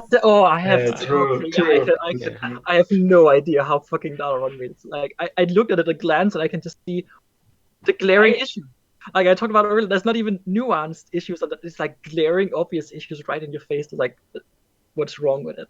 Kind of skipped over Dalaran as we went now. It was higher on the list. But I kind of skipped over it because I didn't want to show it. We'll see if there is enough time for that. To just close this map, I believe it is a very fun map, if nothing else. It has a lot of cool things to experiment with. And I believe that you would like it more if you play it a little bit more. But I like taking your feedback, Remo, and looking on it. I can definitely see how it can maybe be improved. It's not my map. I wouldn't really want to work on it. The main issue is it doesn't promote conflict, basically. Like, there's too many camps and they're too far spaced out, and there's, like, as you said, no clear objective. So there's not really any place you would kind of engage with the enemy naturally. Would be my guess. Yeah, that's one of my points. And the red camp, I'm not sure it's super. I don't know about the Dragon Turtle. I haven't fought one. Usually, like, one single powerful red camp on a map is like commonplace. Next map is Nomad Isles. Nomad. Oh no. No. All right. I'm eager to talk about this map. I feel like I'm the only. Yes. Hit us with it. I feel like I'm the only fan of this map in the world. It used to be played in one or two tournaments a long time ago. And I think it's very interesting. First of all, it's a 3-player map. There are, I think, in my opinion, there's a good spread of difficult and easy camps spread throughout the map. And in my opinion, in theory, shouldn't it be working out really cool on paper? Everyone, or 2 players rather, they each have their little triangle that belongs to them. Gold mine, merchant, mercamp, you know. That is your safe area, kind of similar to Terenas Stand. But unlike Terenas Stand, there is 1/3 triangle where there is so much juicy gold creeps bounty to pick up. So, shouldn't that, in theory, encourage a lot of 2-base play, 2-base versus 2-base play, and then a lot of fighting over the last triangle? But it's not only one triangle left, there's also the gold mines in between, which is big red camps. There was a big problem in the past where Scroll of Restoration could be dropped, but that has been changed since. I feel like this map deserves a chance in competitive, but I also feel like I'm the only person who feels that way. Yeah, No, you're not the only one. The hawk at the shop. Oh yeah, the hawk. The hawk at the shop that can technically my blade master runs here, and like he can't sell and buy early circlets because he can, but he just get attacked by the creeps, and it's a weird design choice. I'm not sure. I think the hawks there are a remnant of the blade master meta, because back in those times it was one of the problems that blade master was OP, right? So the creator added those hogs there. But I like Nomad Isles, but one thing I change is the center of the map. Similarly, like we have in Terenas Stand, those 2 creep camps. Something could be done about the area near the tavern. Yeah. I don't know if there's enough space for it, but... And now that you say it, it's kind of similar to AZ, right? It's worthless being in the middle. Yeah, so that's what I wanted skirting to around the bring edge. up. But I don't. That's what I wanted to bring up. So we have a very simple layout. We kind of have 3 main roads that you almost always fight on and almost always know where the enemy is going to be. Yeah. And then you have this kind of middle where you have the expos that are kind of inwards and nothing else is ever utilized. No, I feel it's because it's a 3-player map. The middle in this, it doesn't need the middle to always serve a purpose. The middle in this map is not really in the middle. It's the middle point between the 2 players that whatever corner they have. The middle point is mainly for extra maneuverability. Yeah, but if you compare this to, for example, Last Refuge, a 1v1 map, the middle is in the middle. But this map, the middle is not really in the middle. Yeah, it's true. Yeah, I don't like that every camp is in its own little dead ends. I think that's a little silly. Just the way it will happen, you're creeping, and then if you get creepjack, maybe it's even a little bit worse if you actually all the way in creeping something. And the way, if you look at the center, those where there's the gold mines and stuff, what they're surrounded by, those are like the three main points where like you have to go around. So it's like all these avenues. So in terms of like hit and run, which is a very important part of like high level play, in my opinion, it would be too strong if like you try and exploit that, and then like in terms of being able to counter it, if it becomes too difficult, like last Refuge can be a little bit similar, but at least it's like more narrow overall. So maybe preventing that will be easier. Whereas on this map, like you, I guess, kind of screwed if the opponent has like an expo and he chooses to like keep using raiders, whatever, to counter you, or like if Moon decides to make trees everywhere and then spam you with hunts all over the place, and like that's a flaw like that jumps to my eyes immediately as I look at this map, and I feel like that's an automatic veto because of that as well. Yeah. So I have this minor symmetry issue with like, what would you creep first? If I play human, so I generally want to go for miniature creeping, so I have the choice between the Merc camp or the lab. At least that's from my perspective. So let's say I spawn in the red position and another player spawns in the teal position. Now if I go for the Merc camp, I'm going towards him, and it will be easier for him to harass me. Whereas if he spawns in the blue position, it will take him a few seconds longer to get to the Merc camp. Also, the Merc camp is a level. The laboratory is a level 7 creep, and level 7 creep they have the chaos damage and smart AI, which target low units, which is like, it's not good for militia creeping generally to have a creep that's level 7. You kind of want to cap that at 6 for early. Yeah. It's one of those turtles that tears you a new one, isn't it, Remo? Yeah. So this one is tame compared to the dragon. Militia will die. I mean, when we are reviewing maps, we cannot. It's just 1/4 of looking at it, the layout from above. You kind of have to inspect the items. You have to inspect the creep camps. You have to see what strength of the camp is in front of which neutral building, and you kind of have to look at the distances. So the distance between the camps, distance to the expansion, distances to the shop have to be kind of similar to what usually happens on ladder maps. So you cannot just look at the layout from afar and judge it based on only layout. Yeah, HighTac, do you have any thoughts? Need to find the unmute button here. I really I dislike the scroll of restorations. I think with the changes, it's definitely. Oh no, are those on the map? Where do they drop? No, it's gone. It's not in the map. It's gone. Oh, it's gone. That's what I Okay, mean. good. When I saw it, I think good. on W3 Arena, I think it was kind of unbalanced, and I mostly remember like mass hunt mirrors here, but it was also the time of mass hunt mirrors. So I think it has a definitely an interesting layout, and I'd like to see it again. Yeah. But it feels like Also these maps, this and Swamp Temples, they've just been like massively vetoed. I've never seen them on streams and stuff. It just felt like these maps, they missed their chance. We're never gonna see them in map pools or being used, to be honest. Yeah. I think Also, the feedback. creeps are weird.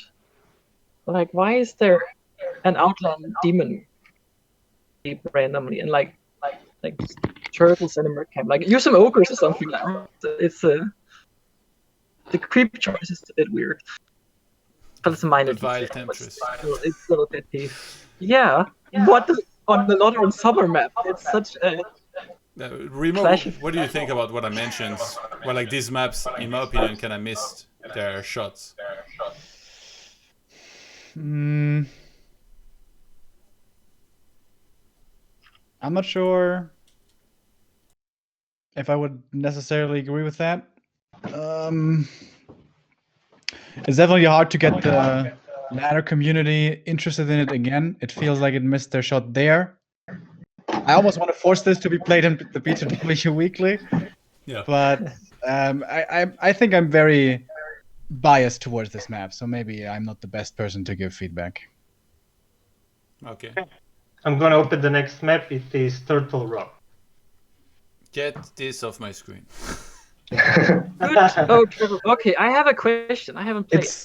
This is the balanced nightmare opposite to Terenas. This is awful for human and Night Off. Is there closed spawns on Blizzard? No, it's been removed. No, it's been disabled. Oh, okay, good. I mean, what tournament still uses Turtle Rock? I guess it's still on ladder? In WGTL, they reintroduced it into 1v1. What? Yeah, so that's your tournament. No, are you sure? Yeah, I'm pretty sure. I think it's in 2-on-2. I don't think it's in solo. I think it is. Well, I mean, this map has been around for such a long time. It's pretty imbalanced. Like, I don't know that any edit could save this map and make it like interesting. So I just kind of want it gone personally. I think in 2-on-2 it can be fun, but it's like action packed. You know, like you got it will be crept very quickly, and then after that you're just fighting a bunch. Yeah, Right, and it has also no I place think in solo. Rune of the Watcher is probably the most OP usage of Rune of Watcher yet. Yeah. Because you've kind of blocked the entire path that the enemy is going to use, and you have oversee the shot. and the or both orcs get it shots. for free, basically. Yeah. Like Rune of orcs the are Watcher should just not be in the game. the strategies on this map is just weird because like the normal strategy, Ancient of War creep, you do it at a green turtle camp that doesn't give any reward, and orcs they rush towards the rune, and the strategies on it is just a bit weird. Doesn't like comply with the current meta. It's imbalanced, really imbalanced. Not a good map. I feel like we can move on. Let's do it. Yeah, so the last map before Dalaran is Twisted Meadows, which is also a super old map. I believe it was made, I mean, not the LV version, but the original version was made for a contest back in 2002 or something. I miss the dragons, man. It was stupid, but it was fun. Yeah, so this map, in my opinion, needs another set of green creeps. Yeah, no, Because yeah. what we have is 4 green creeps here in the middle for each player, but they don't give any items. It's an empty creep. Let's see. Yeah, they don't give any items, and it's a level 4 in total, which is not even level 2 for your hero. So I believe that because the next weakest creep after these green ones are the 2 wardens in the middle, Gnoll wardens, which is kind of problematic for summoners and for maybe mill units. So I would kind of introduce either buff this green camp or introduce another set of green camps somewhere on the map. Remo? Yeah, the first starting camp is a big problem. On this map, it's a big problem for Night Elf early on, as there is no safe Ancient of War creep, especially against Orc. For Human, it's also tough to start off with a decent camp. The Gnoll camp in the middle is the one you're supposed to creep first, I guess, but it's in the middle of the map. It's easy to creep jack from every position, so that's awkward. There's islands, which I think is never a good idea. 4-player maps is weird. There's Merc camps only at 2 at the 4 spots. There's a lot of issues with this map, but I think it's so unique and so special. Yeah. I love this map. It's legendary. You don't think that one map should have islands in the pool at least, I guess? I'm okay with the islands. They are honestly of relevance rarely in pro games, but I think everything where movement is limited, be it islands or boats, I think I really don't like. But it's not often relevant. Yeah, I think if this map just had a better early game creep option for all races, like basically this is a nightmare to creep for everyone but Orc. Orc loves this map. You can go for a Rock Golem snack. You can go for the Gnolls in the middle. If you get creep jack, you have a speed scroll. Who cares? Everyone else struggles on this map, so yeah, I could, whether it's buffing the green or relocating the Gnolls, maybe. There's definitely a way to improve this map, especially early. I think this is where the crux lies. But I love this map. I know many people want to have it removed, but I think this is the only map of this kind we have in the pool, and we have quite a few small maps, whereas this is, this big, huge, crazy map. I myself, I hate playing it, but I love seeing games on it. It seems like with a few edits, it could be really good, no? I mean, we've got Hellspread Creek by Mr. Hansi, which is very similar to Twisted Meadows in some way, at least in the layout. Yeah, I'm gonna open it. Hillsbred Creek is the we also have the consortium later, which. So this is basically a Twisted Meadows 2.0 by Mr. Hansi. It is currently on BNet ladder as well. It has won the 4th, I believe, map making contest, that we've had. So this is kind of a balanced Twisted Meadows in a way, with no islands. It uses the most standard creeps, and it has perfect distances. It is perfectly balanced for every race in terms of the shop and the mercs and the goblin lab. It has everything that you need. It's kind of perfect map for 2v2 and for 1v1 even, which could, let's say, replace Twisted Meadows because it is really similar to its design. Yeah, I saw this Just- used a bunch in 2-on-2 tournaments in the past. I've even played on it as well. But so, like, how, like, if you guys want to see this map pushed, maybe instead of Twisted Meadows in tournaments, or like, what would have to happen for that to actually come to take place? Or what do you think about that, Remo? Like, could a map like this replace Twisted Meadows? Like, will that ever happen? What would have to happen for that? I think that's just a really tough sell to any kind of player or fan. Like, if you want to have a Twisted Meadows kind of map, why don't you just have Twisted Meadows? If you want to have a map of that style, why are we replacing it, our, near and dear to our heart, with a new one that's supposed to be similar, but nobody knows and nobody has memories from and nobody has any kind of nostalgia about? Maybe it's better, but I just feel like that's a weird strategy. If we want to have a good Twisted Meadows, why don't we just make Twisted Meadows good? Yeah. Yeah, kind of. I want to say, like, this map is how you do green, and that, like, unless Refuge, like, it does the same thing. It just looks good here. So, like, actually, to continue on that question, how likely is it that maybe Twisted Meadows could get a bit of a revamp?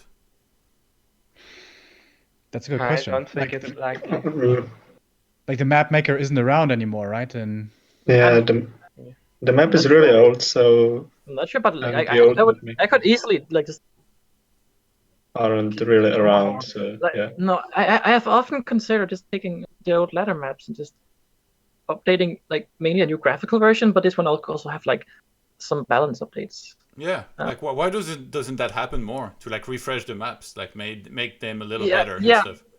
We don't know. We're here to find out. yeah. I don't know. I would love to. I would love to. Like, I would. We would love to work on making them better. So you said that Twisted Meadows is kind of balanced only for Orc, but I can tell you Respected that imbalanced. Hillsbred Creek is balanced for Orfall races. So why would we want to keep something unbalanced on the ladder just because it's close to players' hearts? I mean, that is how pro players work. They will not. I would be down with the idea of throwing Twisted out and throwing Hillsbred in if it replaces it. But if we do that, the likelihood is very high that tournaments are just like, okay, Twisted is gone. This is a new map. Fuck that map. We use Turtle Rock again. And that's helpful. It could still be renamed to Twisted Meadows LV. So Yeah. I'm curious, Remo, how willing would you and Neo be to try and do that? Like, add some maps in your weeklies, maybe? Very willing.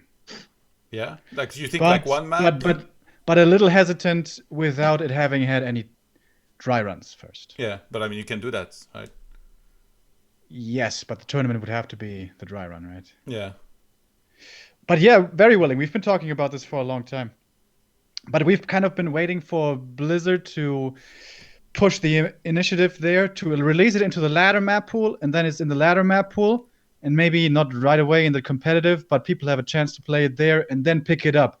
And that's not just in our tournament where it's played, but also there's another platform where people can play it. Because if you're trying to learn a map for a tournament, it's really hard to like play it if it's not on ladder. Like, what do? You message someone in Discord and you ask him, hey, do you want to play a best of 9 on this map with me that I just downloaded off of Epic War? They're gonna be like, fuck no, I'm playing ladder.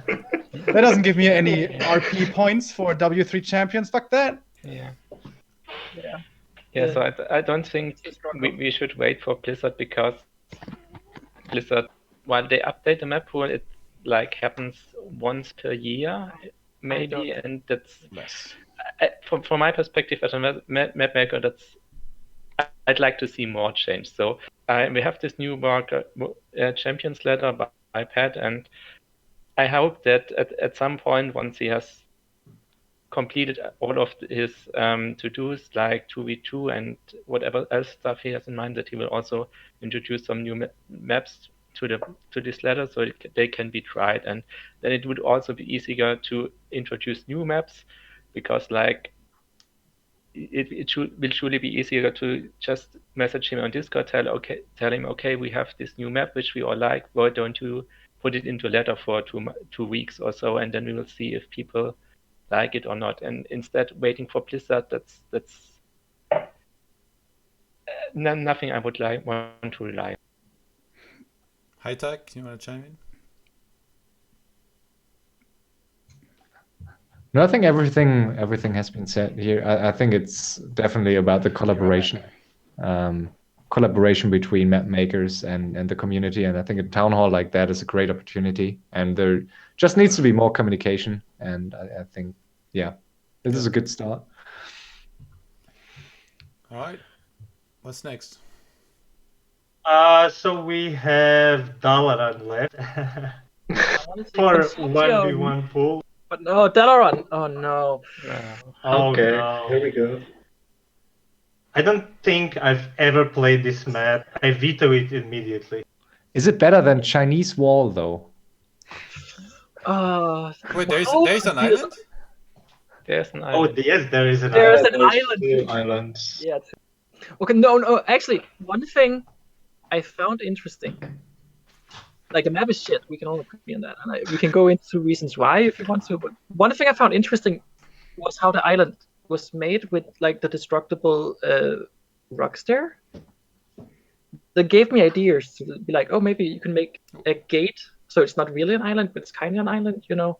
What do you mean? How is it made with destructible rocks? So there is no cliffs. It's just a raised high ground, which is not actually a real high ground, like cliffed high ground. And then the pathing is disabled up the hill. And on the hill, there's just a bunch of you can see down. So here. if you harvest a lot of lumber in the main base, all of a sudden you can just destroy the rocks, go up and take the expansion. Yeah. So it kind of opens up eventually into, like, I think it's an what the hell? interesting concept. But it's the only expo that you have nearby. Nearby is relative. So once you harvest all the trees, So you need all to of a like sudden open you get high mortars ground. and dig a hole in the forest. Like a little Yes. tunnel. Yeah. Yes. Yeah. Okay, this map is But then garbage. again, we have the Goblin Lab here, so we kind of didn't want to discuss it too much. We have no idea why it is in the ladder next to all the maps that we've been trying to push out, especially the 1v1 map. But if you want to discuss this further, we can. Yeah, Remo wants to discuss it. No, I can see. no, I can just. The distance is too short. The creeping is all too shit. Like, especially the middle is like super contested. I'm gonna zoom. I wrote a big rant of it earlier. I can't exactly. Yeah, this map was on NetEase first. I think that's why it's on Battle.net now. Yeah, It's I ultra don't really think trash. Fuck this map. Yeah. Yeah, even Yeah, if you that's look fine. at the pathing, there's still wisp spots in the trees and Yeah, you have like yeah, you basically have an in-base shop, yeah. basically. Like, And we have it wouldn't stuff is- even pass the judging process on Hive Workshop. no. Yeah, this is a no-no. This wouldn't even get to be considered if it has holes in the tree line like we can see here. Yeah, that's just. Damn, you guys exploiting are some the- harsh judges, you know? Like the mapmaker of this is watching the show, is like, oh, I can't wait for them to talk about Dalaran. Well, The map comes on and you guys are like, this guy needs to quit mapmaking. Like, holy shit. you've gathered the best of the best. No. but- Well, you have to make shit maps to learn how to make great maps. It's a step, I guess. Okay, so we are kind of done with 1v1 maps. Shall we go over 2v2 or shall we move on to the new maps that we have? Yeah, let's talk about the Well, new maps for one-on-one. Yeah, I kind of want to go to Consortium. Yes, so I have them lined up in order. So I'm gonna show and open the first one. How many do you have? I have Oh, okay. 7, 8. Okay. I guess we can go through them really quickly. Yeah. So this map was I'm just going to turn off the rain. Was the winner of the second mill mapping contest where Keito was one of the judges, and Keito said that this is, I will quote, "This is one of the greatest duties that hit the Warcraft 3 scene." So I don't know, we'll see about that. But this map is is kind of a inspiration taken from Azara from World of Warcraft. I've tried to do something about it in terms of aesthetics, but we cannot break the mill condition of the ladder maps in order to have them playable. This is kind of what I was talking about, an extension of better Amazonia that I've tried to make. It's basically what I see it as too.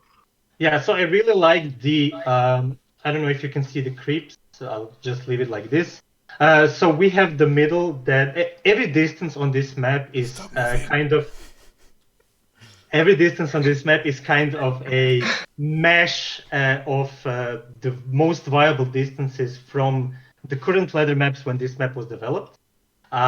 It features four creep caps in the middle that drop level 2 and level 2 permanent charged items. So these are your gloves, your circlets, your healing pots, your sentry wards. So this is kind of a fight in the middle. If we look at the mini map, I guess I'm gonna expand that one for it to be clearer. We have the 4 green spots in the middle, and we have the 2 green spots at each base. What's very cool about this map is that we have choices of first expo. The distances are almost equal, and you can kind of pick your creep route. There are about 7 creep routes that are viable here, at least from my testing. So you can kind of go for your green camp, merc camp into fast expand, or you can kind of take this more safe expo, which is kind of closer to you, but surrounded with an open field. Or you can go here and take this, I guess I would call it a more late game expo, but it can be viable, that is more closed off and easier to defend, and kind of closer, more away from the enemy or more away from the middle. Also, the distances, I need to move this a little bit. Also, distances from the distances from the camp are almost equal for the other players, so it's kind of ambiguous where you should expand and where a player will expand. You kind of have to see and scout. This map is also, if I do something like this, so this is the size of Amazonia. Amazonia was a little bit too small, and this is about 10% to 15% bigger. It features something, it's kind of has a million ways to go about things. So there are, and I need to zoom again, there are a couple of chokes that are standard 1v1 sized chokes, and then we have the open fields, and everything kind of flows from one area to the other. Of course, we have the tavern in the middle. Now, what is really a unique feature of this map, because everything else is kind of super standard, there are a couple of things, and I have to move this again. So there are places on the map where you have this kind of a single lonely tree where you can put a wisp, for example, and have the entire area be scouted for ambushes or anything like that. Then again, you have this, and I'm going to zoom again, a top side where you have a cliff similar to a last refuge I think cliff. whatever you want to point out, try to have it in the bottom half of the screen, because the top half is like more pixelated for some reason. Okay, so I'll do it like this. So this is kind of a late game side of this map. We have the Goblin Camp guarded by level 18 total creeps. I tried to place every neutral building as far away from the spawn and kind of have the entire map be very intuitive to a new player. So as you go farther away from your main, you go and have a more harder creeps to creep. Now, the feature of this map is kind of this fountain here, which is kind of which is kind of disliked by people, but I'm gonna maybe show how this can be, how this placement can be balanced. I think it works on this map. Yeah, so I've tried to make mana fountains happen for a long time, but this was the first time I managed to somehow do it properly. So here we have this kind of secluded area in the top corner, if you look at the minimap. This area is dangerous to approach because you can get kind of ganked from this side here, and you have no means to escape, but you can kind of buy the Zeppelin on the bottom here next to, this is why the Goblin Lab is here. And this minion drops Rune of the Watcher. So you can kind of have the entire mana area for yourself and under your control. And the location of those mana fountains are really off to the sides. So whenever a fight would happen, you would really have to go out of your way to mana up your units or your heroes. So it kind of works. We've seen a couple of games on this map on HighTac tourney, and one small tournament before that, where things happen just as I kind of anticipated. It is a risk to take this camp, but the reward is huge. So you have your vision, you have the level 5 permanent, which is the only level 5 permanent because this is the only red creep camp on the map, and you have the mana fountains, which are kind of secluded to the side. Now, you don't think that the expo is too far from the main base? Which expo? Like any expo. It might be a little bit farther than, for example, Northern Isles, but it is. I've measured the distances and tried to create something that is very well known and very well used to so far. So usually it would be measured by militia timer and see how much. Test it in the editor with militia and see if how much militia time is left until you reach the expansion. And this kind of to the side thing is also a bonus. So if you expand to a little bit farther expansion, this one here, you kind of have a very close by mana fountain. So it's kind of a bonus for you. But then again, the map is so flowy once you start and play it that you kind of cannot turtle anywhere. You have to be very on your toes, and it's like the dynamic of Amazonia if Amazonia had more chokes. And if Amazonia was a little bit more balanced. So in terms of this map having mana fountains and that being kind of controversial, if we remove the mana fountains, this map works just as good. Nothing has changed specifically. We can even remove the Rune of the Watcher from this part here. It's still the most normal viable camp as we would see it on many maps. But I will say that this is a way that we can utilize mana fountains or fountains in general properly. If you try this map, I think that you would see what I'm talking about. It's kind of not always there on the side, same as Concealed Hills, where it's kind of close by. You really have to go out of your way to use it, and maybe that's your choice that you want to make. So maybe do I want to maybe if I have a lot of casters, maybe I want to go and refill instead of going home, or maybe export to that side. As far as anything else goes, it is super standard, except for that mana fountain part. It has chokes. The width of the chokes is similar to Northern Isles, to all the usual very standard ladder maps.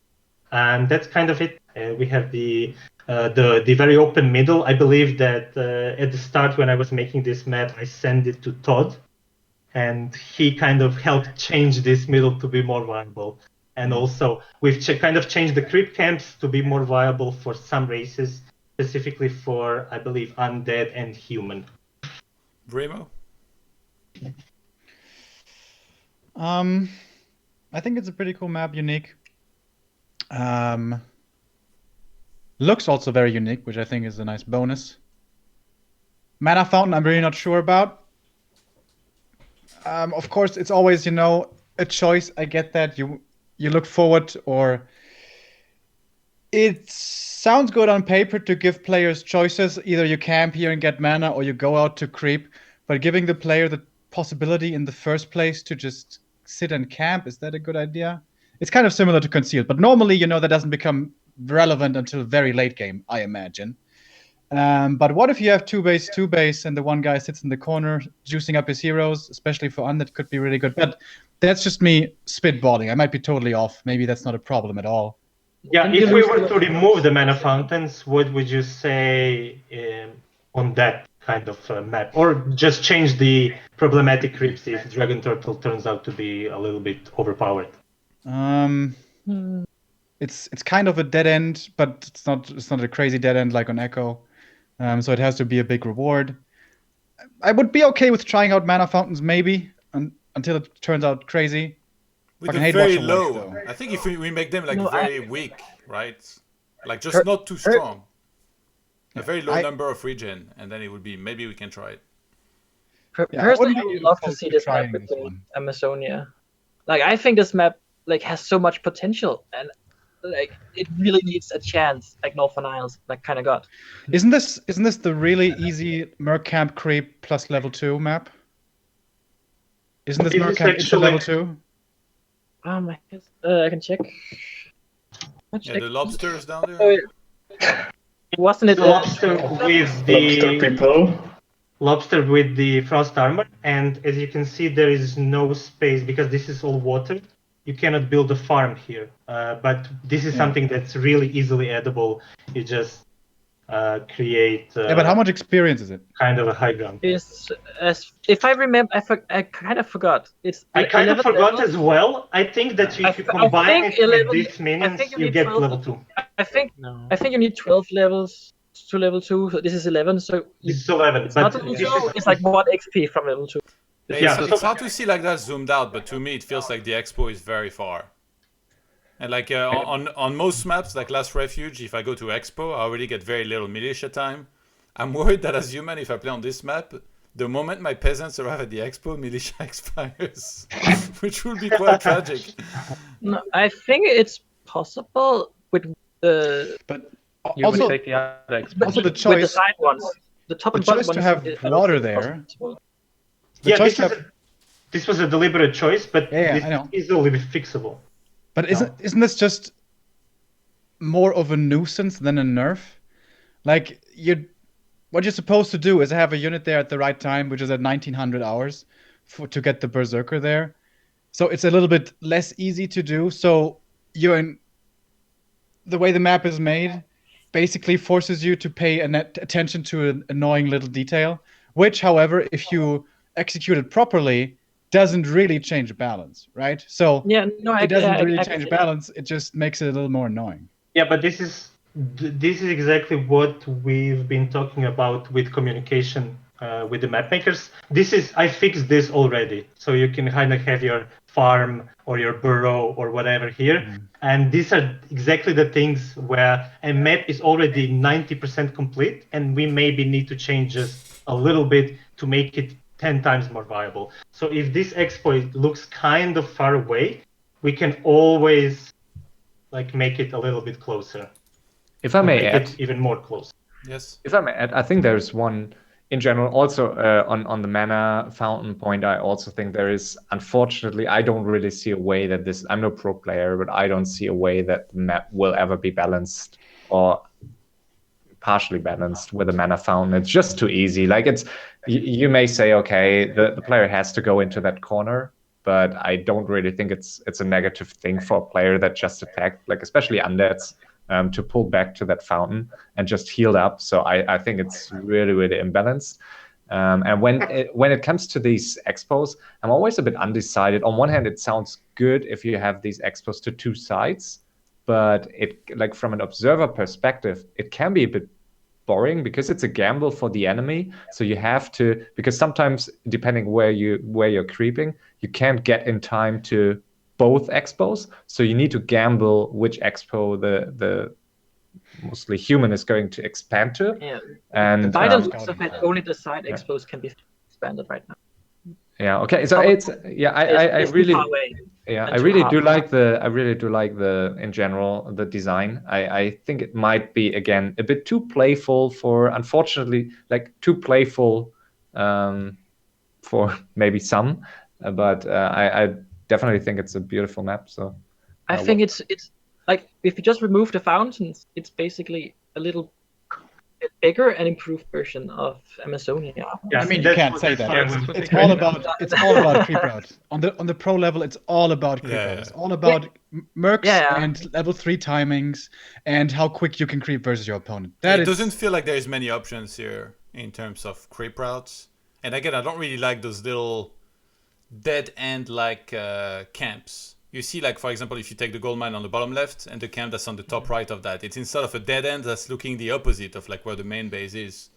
I don't really like that. Like, I think there should be maybe more options and like more easier options so players can choose instead of having like this is like, if I look at this map right now, I'm like, there's gonna be one single best creep route that everybody's gonna do, and there's gonna be like no diversity whatsoever. It's always gonna, the game's always gonna look the same, which is kind of the problem with Amazonia as well, because you start with this lab and into the other small camp, and then from there the game like plays out a lot of the same. Like the Murlocs on the left, I think those Murloc camps, they're like very largely ignored usually because they don't give that much experience nor a good item a lot of the time. So yeah, and again the expo, I mean, I don't know, I'm not in game, but it still feels like it's far away from me. But I want to ask, like, did you try to get this map into the map pool, or like?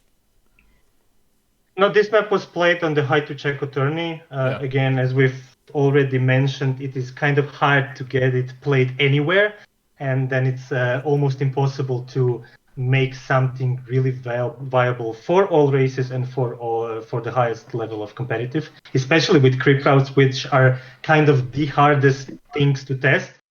We do test distances and we do test the difficulty of creeping something, but we cannot reproduce the highest level of play and really need a lot of feedback that is based on games and replays and not just kind of scanning what's happening.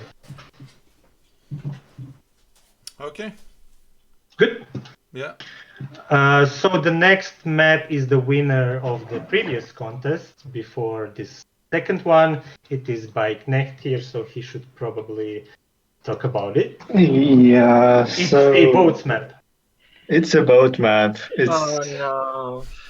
Yeah. well, It actually looks pretty good, I think. oh, Yeah, thank you. yeah. I mean, the tile set, I don't mean like. Yeah, I know everyone I kind of talks like the about mix of like boats, but- snow and like mud and grass and like pine trees and whatever. Like, but I mean, people like snow. Yeah, in Refuge it looks terrible because so, like- Ashenville, the boats cannot go in that top right area, can they?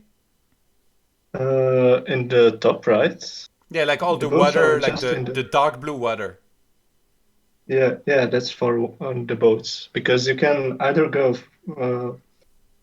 top for the boats and do a boat rush or the island expo, or you can just ignore the boats and play it as a usual map with the bottom expos and merc camps and stuff. Yeah. Yeah, Who made this map? Keito, you want to say something? Well, I reviewed this map, so I can like commentate on the balance a bit based on the initial impressions. Yeah, if you want to say something.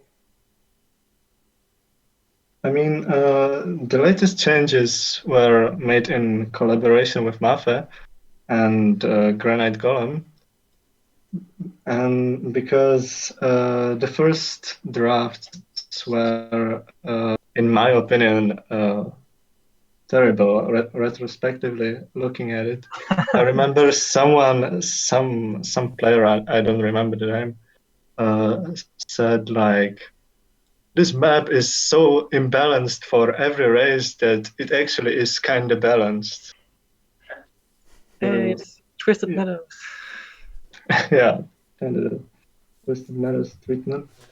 It's the most beautiful map of them all. I think I was judged in that contest, and I think it's amazing. If you see it, like it really feels like this valley with the water, regardless if like the boats can And really again, be played in a it balanced form. But it's a really nice map. Also, look at the green on this map. You need to drop this. Seriously. Yeah, it's a different hue of green. No, Drop the but green. I actually mean it. Like you can just see the potential in just even the green areas on the map. The entire map is green. Like there's so much diversity in green you can do. So this map What are you obviously talking about, plays- Remo? By the way, we sound the exact same when you talk about Reforge color palette with your gray. So This map I'm not also talking about a pays map. homage to Warcraft 2 because it kind of looks like a Warcraft 2 map. Yeah, with actually. him and the That's boat. interesting. I never played Warcraft 2. It's Warcraft 2 spot on. Remo, what are your thoughts on this one? Beautiful map. Absolutely. One of the most gorgeous ones I've ever seen. But it has boats and it's clunky and there's only one circle you can walk with your army. Boats are like zeppelins. They limit movement and it's reliant on units that maybe you can afford, maybe they're on cooldown. Anything that limits movement is, in my opinion, dumb for competitive. Yeah, And Boats also, island will never expansions be on are cooldown. really, really weird and not a good idea, in my opinion. if you want to talk about boats, because I don't think they work in any melee map, and I can explain why. Like the main point of laboratory and like zeppelins, like if you force a map to use zeppelins, it becomes a shitty map instantly. But zeppelins they kind of enhance and like add to the map, like stuff you can do. So if you want to like use that same like balance criteria to try and add boats, you can do that. The problem is that zeppelins can like attack the base, and they can like move air, they can micro from battle and all that stuff.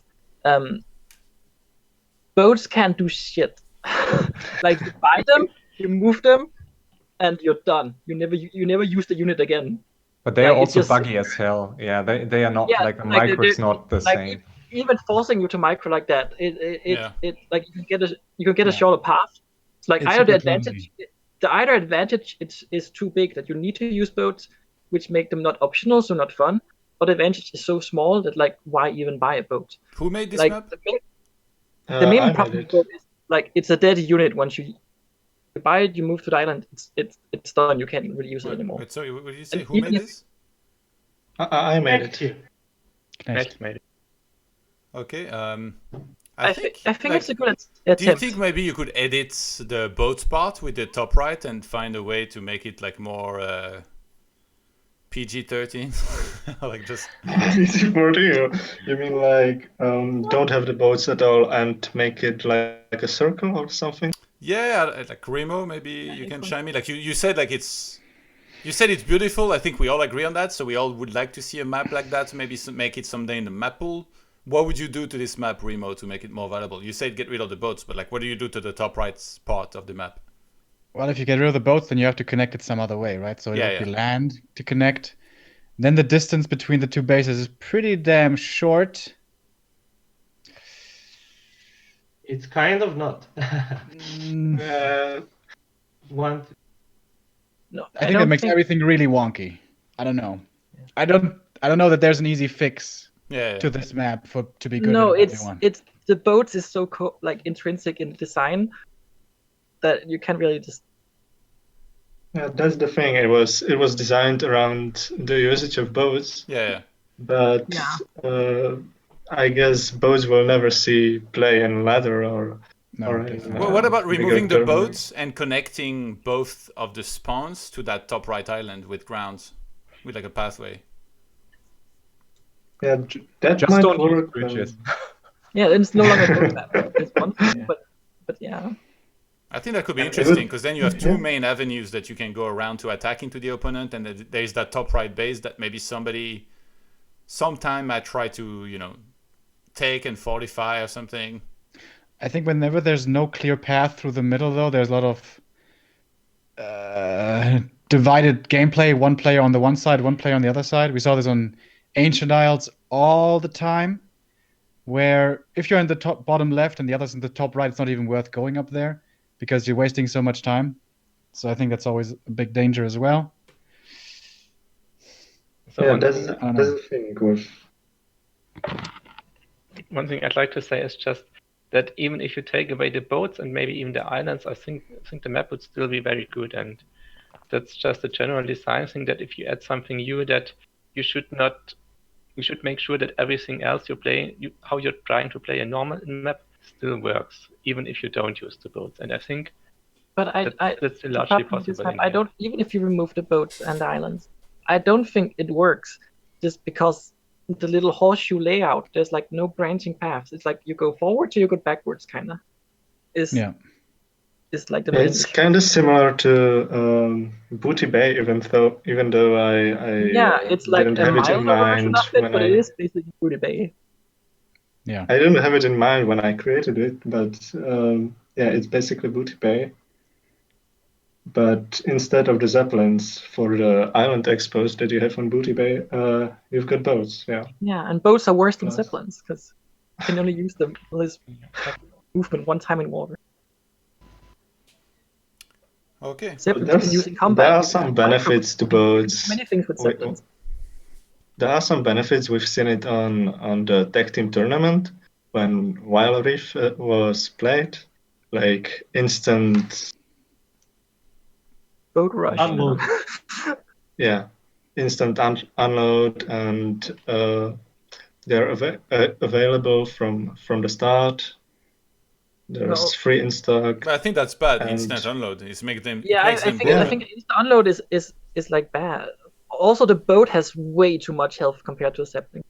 So even if you make an entire map, you need to adjust even if you make the entire We are talking shallow about water, it in the mapping group, and I think it would be better if Blizzard actually tried to do something about the armor type of boats, like yeah, go definitely. from now it's heavy, and they could change it to medium and lower the HP. Oh, you because guys have they no have- way to change that in the map editor? We have. Yeah, we it would can, change.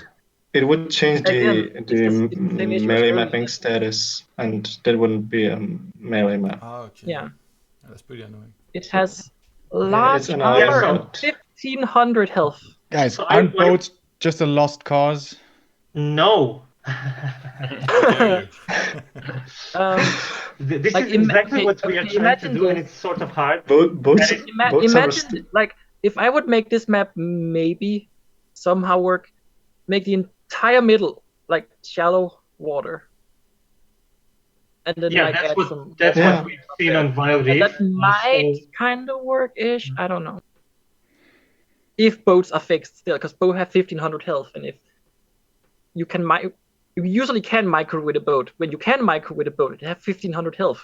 It's like yeah, but if we Gonna don't include the fact that it's currently 1500 health, and just think about boats as a general, in general, I then hope Blizzard kind comes of in with the works. next balance patch and boats' health reduced to 700.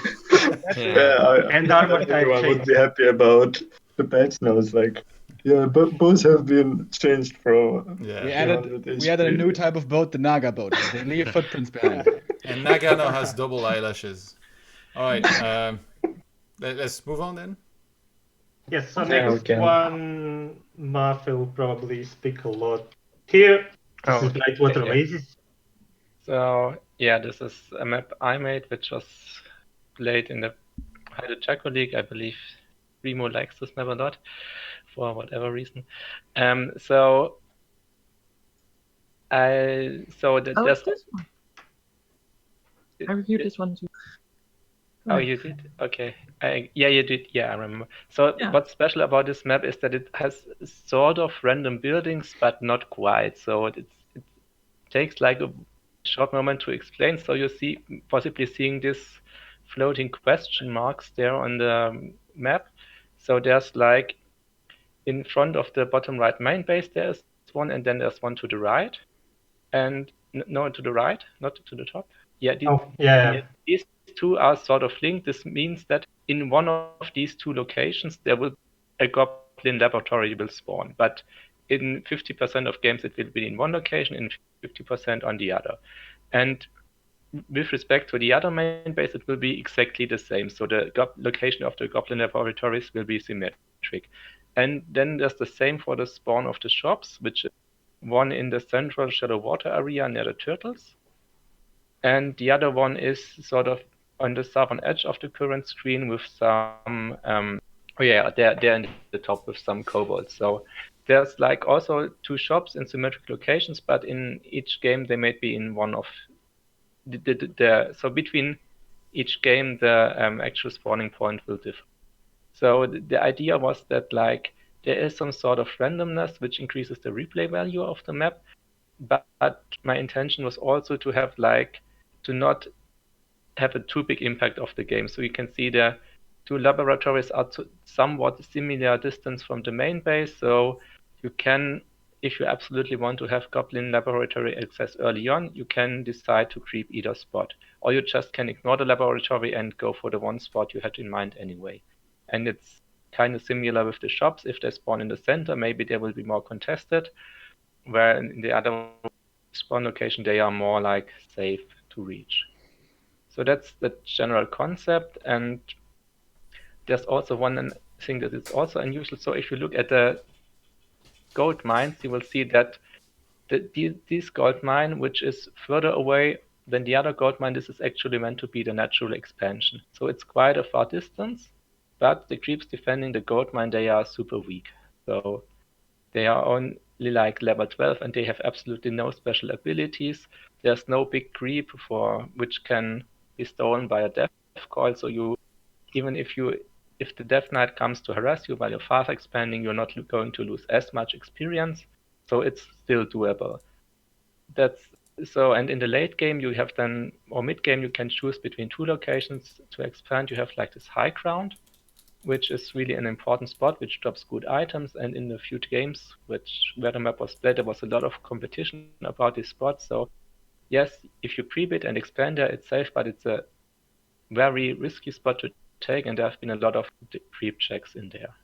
Remo? Love this map.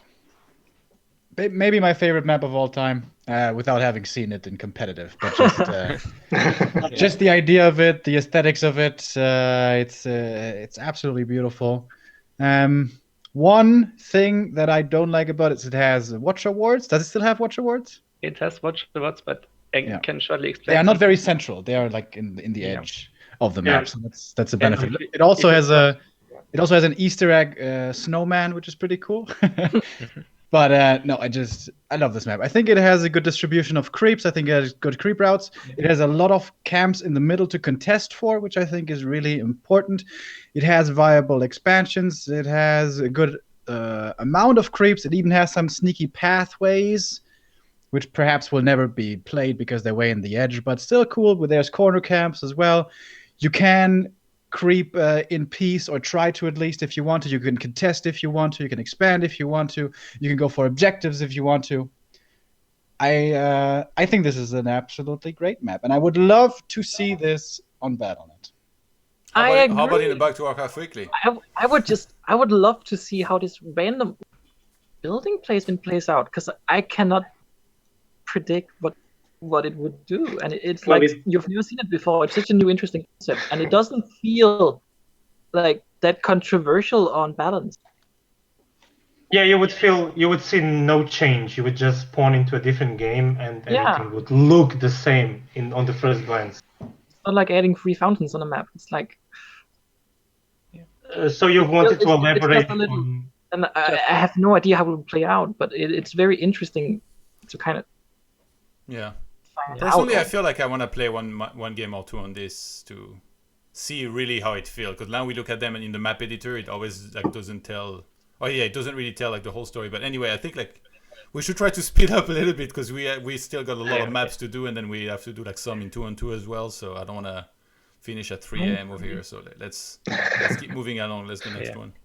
Okay, that's fun.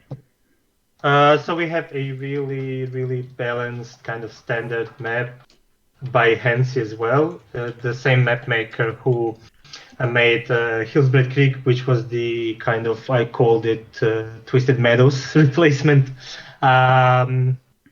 Maybe Mafe can elaborate more on this. Is that Jurassic Park? I see some dinosaurs and some volcanoes. It's actually based on the demo campaign. Oh, it is? Yeah. So Mr. Hansi, who has made Hillsbred Creek, which is now on ladder, he made this map, and then I and Rocky and Golem made some updates. So if something's bad, that's my fault.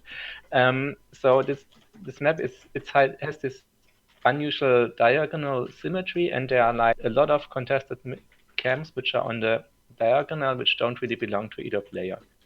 So it's sort of like maybe a little bit like a rotated Echo Isles in terms of how the main bases and the expansions are located.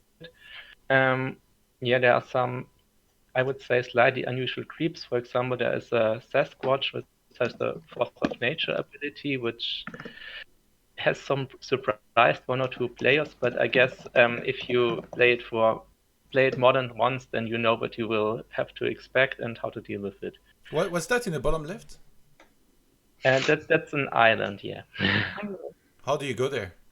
You can buy a Zeppelin at a laboratory, which is exactly. Okay. It's there. Yeah. So I don't think it will be too relevant because usually, if I remember correctly, the games where it was played, it was sort of didn't go late game, so usually one expansion at most, and then the games were decided one way or the other. So the really cool thing here, which I like, is the symmetry and the large number of contrasted camps in the central, which players can fight about. And I also think regarding looks, if you've ever played the demo campaign of Warcraft, then it really, really looks very similar to this. Yeah, it's a beautiful map. Remo? This is the first time I see it, but looks cool. Yeah, the expands, I guess, seems like with the axis that it's at would be like decently doable. Again, this is one map where like I'm looking at it now and I'm like, I kind of want to try one game or two to see how it actually plays out. It might have some potential for sure. So the expansion creeps are like Echo Isle level weak. Okay. I also need to test it to see. I feel like it plays out differently depending on if you do an expansion or don't do an expansion. Just based on the top part of the map. Yeah, I know what you're trying to say. It's going to be very much used if there is no expansion. If there is an expansion, the top part of the map is kind of neglected, and the bottom part might be used more, I feel like. The Mercamp is kind of weird, right? Really, yes. So what we've kind of seen so far when this map was played is that most fights would happen here. There would rarely be any incentive. Yeah, was that any expanding matchups? Because I would feel that the top part of the map would be more focused. Yeah. If it's one base versus one base. I know that, yes, when players generally try to expand here, and usually fights would happen in this part of the map and almost never up here. And if you look at this creep route, let's say, it's almost kind of like Ancient Isles, where you do get to creep 3 or 4 creeps on your side without any chance for it to be contested, and then even expand at the top. And since the map is kind of, let's say, large, if this is most of the action, getting all the way here to do something kind of takes forever. And here is the Zeppelin, so maybe that kind of speeds it up. But when players would try to expand, this part of the map would kind of get more action than the top part, and this is kind of the safest options to creep. These are also the shops here. So if you kind of hide here and you need to buy something, it's super far away. But I feel that's not a good thing though for the map.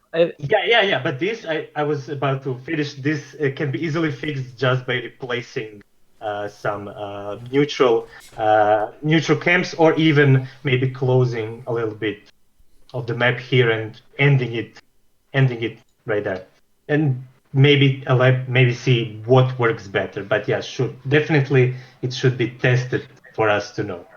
All right, let's check out the next one. Unless somebody wants to add something. Okay, so we're gonna open the Keito's map next, so that we have at least one of each of us that are here featured, because we don't have much time. So I guess I'll let Keito elaborate here. I'm not sure what to say, but I made it. It was for a 2v2 map tournament. I have no clue how 2v2 works. I don't play 2v2. I know about 1v1 balance, so I just made it like a 4-player 1v1 map, kind of like Twisted Meadows, but like not like Twisted Meadows, like good version. So this is my version of a good Twisted Meadows, I want to say.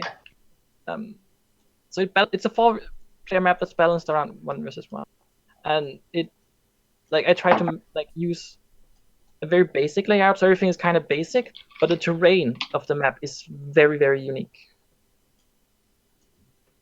It's like the short version of it. And so it's considered more a solo or 2-on-2 map then? This is a 1v1 map. But I would not play this map in 2-on-2, 2v2. right?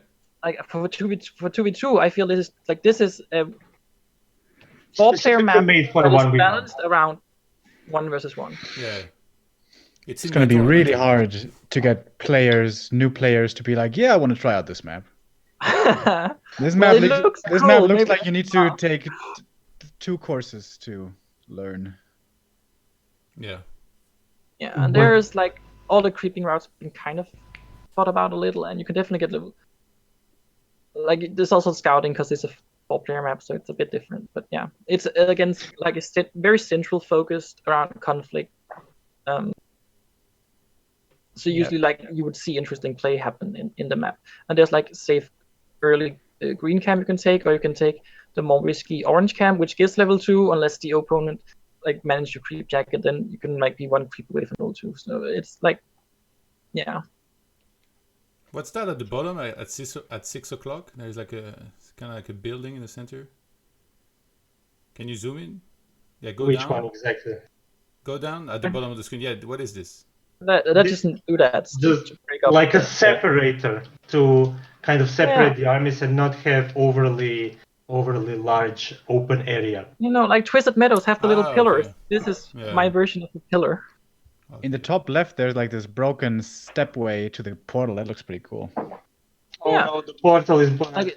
I always kind of add fantasy elements into the map. So this is like, the players are fighting here for some reason. This is how they got here. Yeah, it's kind of cool. So each corner has a portal that's a little bit different to like add some sort of variety. The map is mostly copy pasted, but there's like some variety, so each of different in each corner. And... This feels too big for a 1-on-1 map in a way, no? What do you think, Remo? It's kind of like Twisted size, right? It's the size. It's less than Twisted, actually. It's too small for 2v2. I can tell you that much.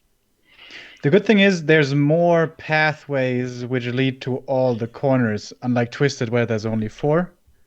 Yeah. So like that. Oh, is that the second Twisted replacement we have? Yeah, it's my version of it. Man, we are blessed with all these replacements. And it was in the same tournament. We had the map in the same tournament too, and nobody paid attention to mine, and I'm so angry about it. I didn't even get like second or third place. I'm just like, nobody looked at it. All right, let's have a look at the next one. Okay, so we have now kind of maps that use something cool or something new that we've tried to do.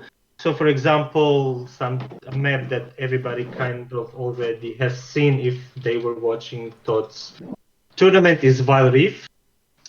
This is a map that kind of uses boats in as competitive manner as I try to do them. So in the middle, we have... Okay, I'll just zoom out the entire map. So in the middle here, we have 4 shipyards, which have no creeps guarding them. So you can kind of purchase this at any time in the game. And we have a lot of shallow water. If you look at the map, basically a large portion of the map is pathable by boats, and you can kind of reach almost any part of the map or any plane or any neutral building except for the Goblin Laboratories, But which in are particular the expos. We have all the fights occur. Yes, the expos. So what is really cool on this map is that I've tried to make boats in a way where they wouldn't be mandatory. They are super optional here. You can use them to kind of pick up your units and fastly travel to the other side, or maybe go to the middle and buy a tavern hero, because boats count as nearby patron. So you can kind of save your hero and bring him back to your base.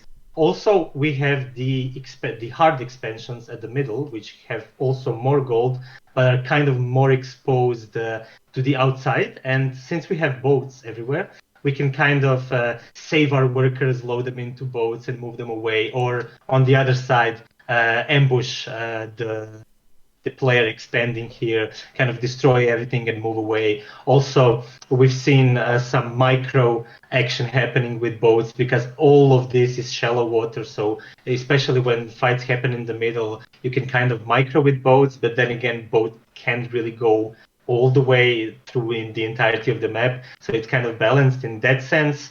And also we've seen, I at least have, when I was designing this map, I tried to push some other heroes to be more viable. So, for example, Blood Mage is more viable here because you can kind of load him or the Archmage here, and then blast the workers. Also, Maiev, Warden, is kind of super here because she can blink all these distances. And I don't know if you see here, but we have a high ground here with the shop on this side.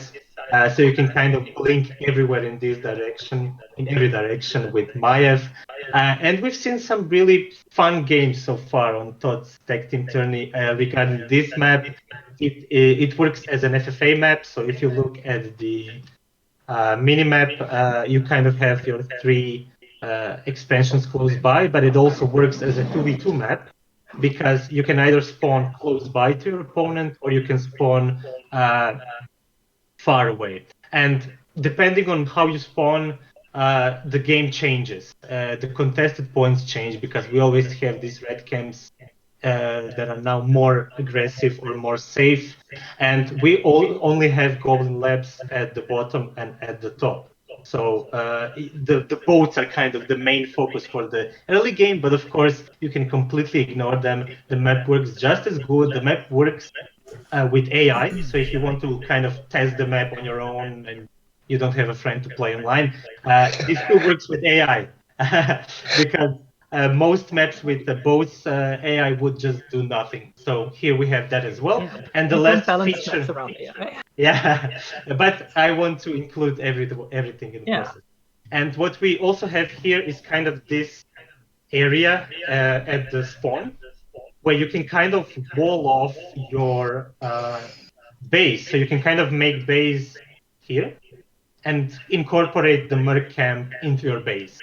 And also here we have some secluded areas behind where you can kind of hide your Griffon aviaries and your Bornean and your Chimeras from the enemy players. And I've seen already some Asian players commenting that this is really a feature that they are excited about, that you can kind of gain level 2 from this merc camp and incorporate it into your base.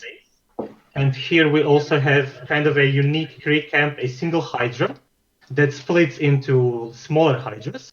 But if you defeat this Hydra on your own, you get instant level 2. So you can kind of pick critical strike before Windwalk maybe, and all sorts of cool new ways to just creep this, get level 2, or save this creep for your second hero. Yeah, and that's about it. We've seen some cool games on this, and I believe this is the way to, for example, do both. Yeah, like I think boats are interesting. Like, by the way, I don't want to like completely veto boats and stuff, and I think it's cool to have a map that has boats, but they should not have as many like hit points. I think it is. They have like a lot of hit points. Yeah. They move really fast and they unload everything instantly. That's like ridiculous. Yeah, Why do they unload an entire army instantly? That's what I wanted to say too. What is that? Like, it shouldn't be happening like that for sure. When you harass the expos, that's like way overpowered. So like if this had balanced boats, this map would be much better. I think everything can be balanced. Even we talked about mana fountains. I really think that there is a right number somewhere in there where like we might hit it. It's gonna maybe take a lot of testing and maybe we're gonna suffer through it. But if we actually would try, maybe we could hit this number on mana fountains where we'll be like, actually, this works. Maybe this is useful, but it's not too overpowered. It's not too weak. I have a question about this map. The boats you hire in the middle, it's basically the middle, they can't escape the middle and go all the way out to the ocean, right? So they can't. I've made sure that they cannot pass here. So do you Also, think that would just be too much cancer gameplay by dropping the enemy base in the back, or why? I think that is just bad quality assurance. I always do. If you see here, we have padding blockers for even creep, because if you creep this with air units, the creeps would just go away, and since giant sea turtle is an amphibian, it can just go anywhere. So we have also here for murlocs, because they also swim. So we need to kind of make sure that that doesn't These happen. motherfuckers can all swim. What is this? If Blizzard made this map, they would be like, "Oh yeah!" Fire And then you get the nuggets. boats in the middle, and then you drive around on the outside. Then you can hit the base from the back. Even if you drive outside, the only place where you would be able to land is this part, and that's kind of already deep in the player base, because if we put kind but of a few buildings. That's what I mean, though, right? You could like drop in the base, kind of like StarCraft style, and kill some buildings. Although normally in Warcraft, that's not very effective. No, I think this is, if boats were to become a thing, I think this is the way to do it. Honestly, I like it. I just hate boats because. I like it as well. I Your think note, boats just need to be and tweaked. and lower then the it was health. good. How expensive are boats? It's 170, Much better. 170, 50, I gold. think. Or 40. The good thing here is you don't need to get boats to get to the place. That's the No. big Yeah. problem with boats Yeah, and they're Zeppelin. optional. So it's a bit of a shortcut. Yeah. So yeah, I would be kind of open to this idea. What do you think, Knecht? Is it too cheap to get boats? Too cheap? I don't think it's too cheap, but I mean it's all up to Blizzard to fix. Yeah. I'm looking forward for the patch with boats. They're cheaper than a Zep. They're 10 times better than a Zep. Want the boat patch, Blizzard? I'm Next waiting patch for the will be boat. better boat They patch, fixed the yeah. Naga, so they might fix the boats as well. All right, let's go next. This map works really good as a 1v1 map. It's by Knecht as well. But what we wanted to really show here was the... Oh yeah, the... I guess you could explain this, Knecht. Yeah. Sorry, put you it know- more at the bottom of the screen so we can see it, because again, the top part pixelized. It's this creep camp with force of nature, and it's a hard trick to do, but somewhat similar to what you can do with the storm shield. Like you have to position your unit exactly behind the shaman, and with force of nature he can open a path to the shop, so you can creep the lower level camp and get a path to the shop, but you have to have the skill to make the shaman cast force of nature there. So what Knecht tried to explain is that there are some features which we come up with that don't break the millimap no yes condition, and in this case specifically we can open some paths just by using a creep, forcing a creep use force of nature, for example here, and then we have another kind of entry to the shop by creeping a level 11 creep instead of level 13 and 14. So kind of just a cool idea that could maybe be somehow utilized on competitive as a gimmick. But generally, as a whole, this map kind of works as a 1v1 map as well. It feels very big. Yeah. And kind of similar to I don't Swamp remember what the Temple, size is. I felt like there's no clear pathways and objective and traps. It's just like there's stuff everywhere. It seems like wherever you want to go, so far. Let's say you're Mercamp bottom right, and you want to go lab top left. That's an eternity. And Yeah. also the color palette. That's certainly no fault of the Mapmaker. That's just Blizzard Here we terrain. go. Boy, this is just a big brown smudge. That's your green. I Yeah, guess. this I don't like the look of this at all from the color palette. So Yeah, a lot of people dislike the pointed out to photo. me before that I was too critical towards this map. and I can see there's a lot of good in it, but I feel it's way really too don't- big. That's the main issue of it. So what I've opened here as well is a map by Mafe as well. So maybe he could say something cool about these features. What is Okay. it called? Yeah, exactly. Oh. So the previous map was called Logging Camp by Knecht. This map Sorry. is called, what did I call it? Fields of Ruin. So generally, just for the viewers out there, all these maps we have just shown, they are available at the Hive workshop, which is, in addition to Epic Farm, one of the main sites where you can get new maps. So you can just look for our profiles. I believe Todd will possibly also add them in YouTube in the description, maybe if that's up, so then you can find these maps if you don't. If we forgot to mention the names, which is of course our own fault because we want to present our maps, so it'd be good in our own interest to explain the names of the maps. So again, regarding this map, we once again have a neutral building. In this case, it's just really one building which can have one spot where multiple buildings can spawn. So I try to just make sure all of them are balanced. So you can either have a shop or a marketplace or a merc camp, slightly unusual one, but they still should work out. At least that's what's the plan. And if I may say, since this map was played in Cherry Cup, I believe it was at least not all bad. So yeah, so random buildings are sort of my thing. Just like other people love boats, I love random buildings. So there's a few things about this map which I also want to put out. There's these two small golems which are somewhat hidden in the path. Normally you put creeps aside somewhere out of the way where they will not randomly attack player units which come from your main base to reinforce your army. Just these two golems here, they are sort of in the middle of the path, but not really, because no one's really going to go there before the late game, at which point these two golems will just be roadkill. So there's also this sort of meme where like two golems, it's like of a Neo and Remo meme because of Mud Golem.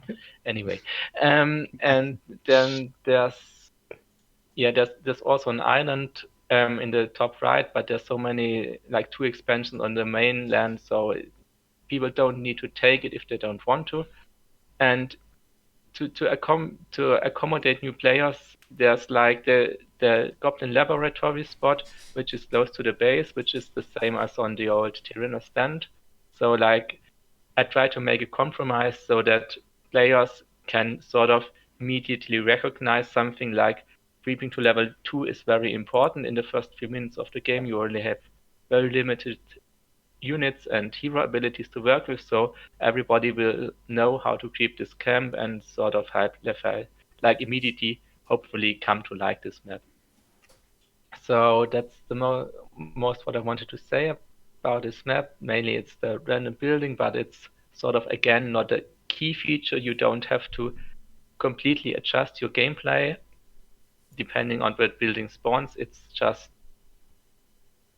a minor difference, and unlike the fountains on Nullwood, for example, there's not like a key feature where the whole gameplay of the map will be centered around.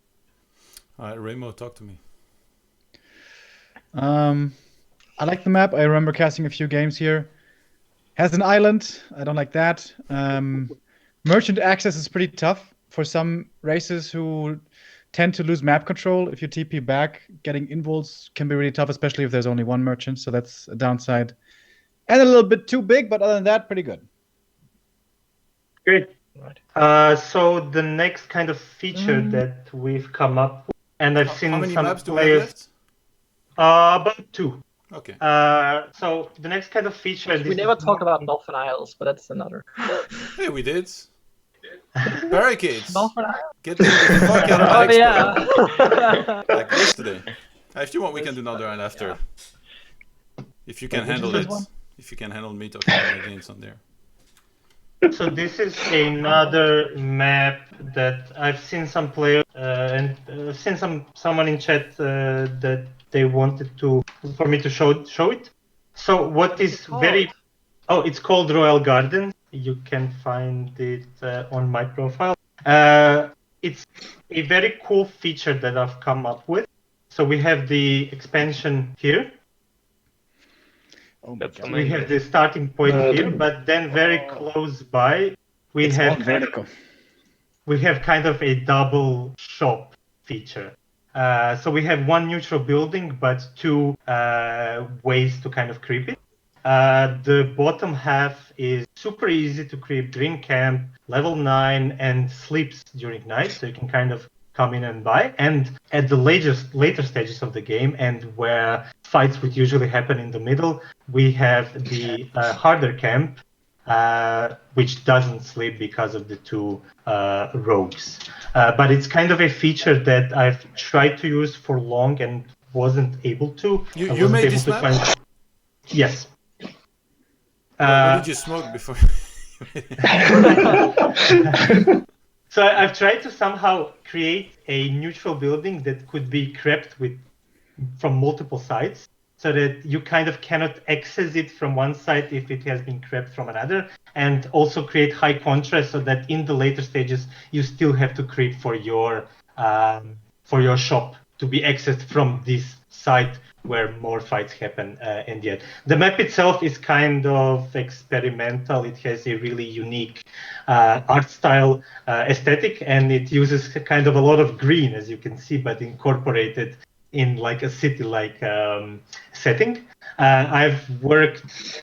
I'm working constantly on this map to make it better. For example, here I have completely expanded this side, and it's going to eventually be a presentable 1v1 map, but we just wanted to feature this kind of double entrance thing for the shop. It's not done yet.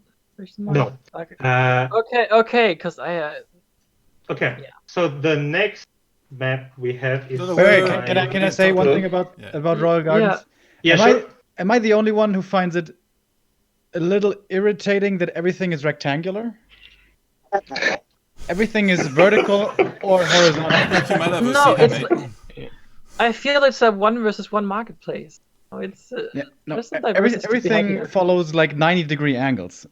I feel that it's Well, an extreme visual. in a city-like it's a city, but setting, yeah. we would have structure and order, and in more nature-like maps, we would have more flowy and curved shapes. Yeah. So this is all very strictly angular because it is a city setting. I know, it makes sense, Yeah. but just looking at it, it definitely sticks out to me. In gameplay, well, this is the gameplay view, so this is kind of what it looks like there. But to move on to the next, maybe final map that we have, that is a 2v2 map and a candidate for leather, is Guardians by R. He is a great map maker that makes a lot of really good maps, but wasn't able to join us today. So That was in my tournaments. Oh, yeah, there's it's also in the detective tournament. There's always a player spawning in the center. Yes. So since it's always close position, I guess you scout center first from across the map. I kind of like it. Like fountains are a little weird still, but I haven't seen them like being overly abused. But it's one of the maps that maybe I like the most, even though it's not necessarily the best for my race. But the expansions feel maybe a little too safe. Like the small expansions between the main bases. Like once you go in there, it's like a dead end again, kind of. Like once you go in there, you're not escaping. So you'd better mean it if you're gonna go there and attack, which maybe encourages too much creeping, in my opinion. But who made this one? You? No, it was a map maker from Italy. Okay. Anyway, JaleVeliki, if you want to talk about the map as well. Well, what's kind of a cool feature or a weird feature is the mana fountains, right? Yeah. We do have the mana burn creep somewhere in here. Yeah, here. But it is kind of compensated with mana fountain being nearby. It kind of has a cool layout because most 2v2 maps kind of have 2 to 3 to maybe 4 pads, and this kind of has 7 pads to work with. It is kind of it's also unique because it is a 6-player map for 2v2. So the spawns are kind of random and you have to scout. And if players spawn kind of opposite, so the blue and the yellow, if they spawn opposite from each other, the game and the creeping choices are kind of different, and the map is also beautiful. So it was very high. It placed very highly in the contest. Remo, any thoughts? I like the map just from first glance. I've never seen it before. Hey, you should watch some games on my tournament, then douchebag. Well, I couldn't see all the games, Todd. You know, I always try to. You saw none of them. At first, I thought it's maybe too big, but I don't think so. I like it. It looks cool. I don't know enough about 2v2 balance. The laboratory is so far away, though. Yeah, laboratories are. We didn't really talk about current 2-on-2 map pool, but I feel like some of these maps have potential compared to some of the maps that are in there. That again, just like Turtle Rock, we've seen way too. Which, by the way, Turtle Rock is in the 2-on-2 map pool in I think of some tournaments. And Nullwood, I'm so fed up with freaking Nullwood. Like, we need to get those maps out of there, in my opinion. So. Yeah, these are the maps that are in the 2v2 pool. I would say that except for maybe Lost Temple, Synergy, Turtle Rock, or Twisted Meadows, every other is kind of. What's wrong with Synergy? No, I love Synergy. Everything except Synergy, Turtle Rock, Twisted Meadows, and Hillsbred Creek, and maybe Lost Temple is kind of old. I think that is the best way to say it. I mean, we can open them, but 2v2 maps, or at least new 2v2 maps by the community, are more likely to enter the ladder pool than 1v1. 1v1 is kind of the toughest sell, and it requires most feedback and most tests. It's so much stricter. So I believe that almost all of these 2v2s can be replaced, like without even much discussion. I mean, we can surely open them since we have no more maps to show. So if somebody wants to give you guys feedback on any of these maps or just maps in general, the best way they can do it is just to come to the Mapmakers Discord, or is it posting on one of the websites you mentioned before where you have like the forums, the maps and everything? What would you recommend? Well, posting on the forums kind of... For most people, I would assume I'm not sure. So creating an account is annoying.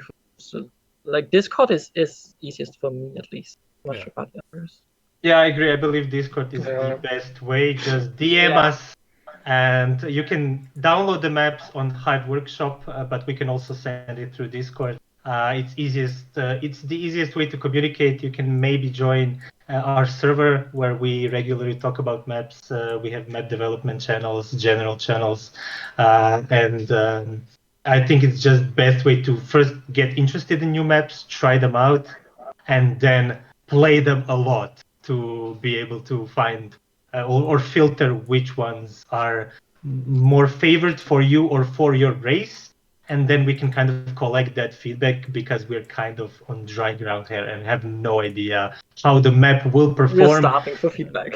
Yeah, the only thing that we can do is kind of anticipate what is going to happen, where should we leave more space on the map, what creep routes would work, how would it play out ideally. Yeah.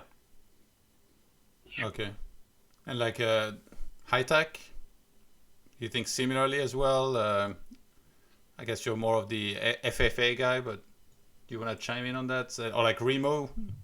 Do you guys think like what do you guys think can be done to just improve like feedback in general from community to like Mapmakers, for example? Like I had the idea. I think like, in a perfect world, I guess the developer would be the one to not only base balance on data, but also the map pool, so they would know. And I guess that's what they're doing for more evolved games like Dota, I guess, like where they use these advanced statistics to see where balance stands for each of these heroes in that case.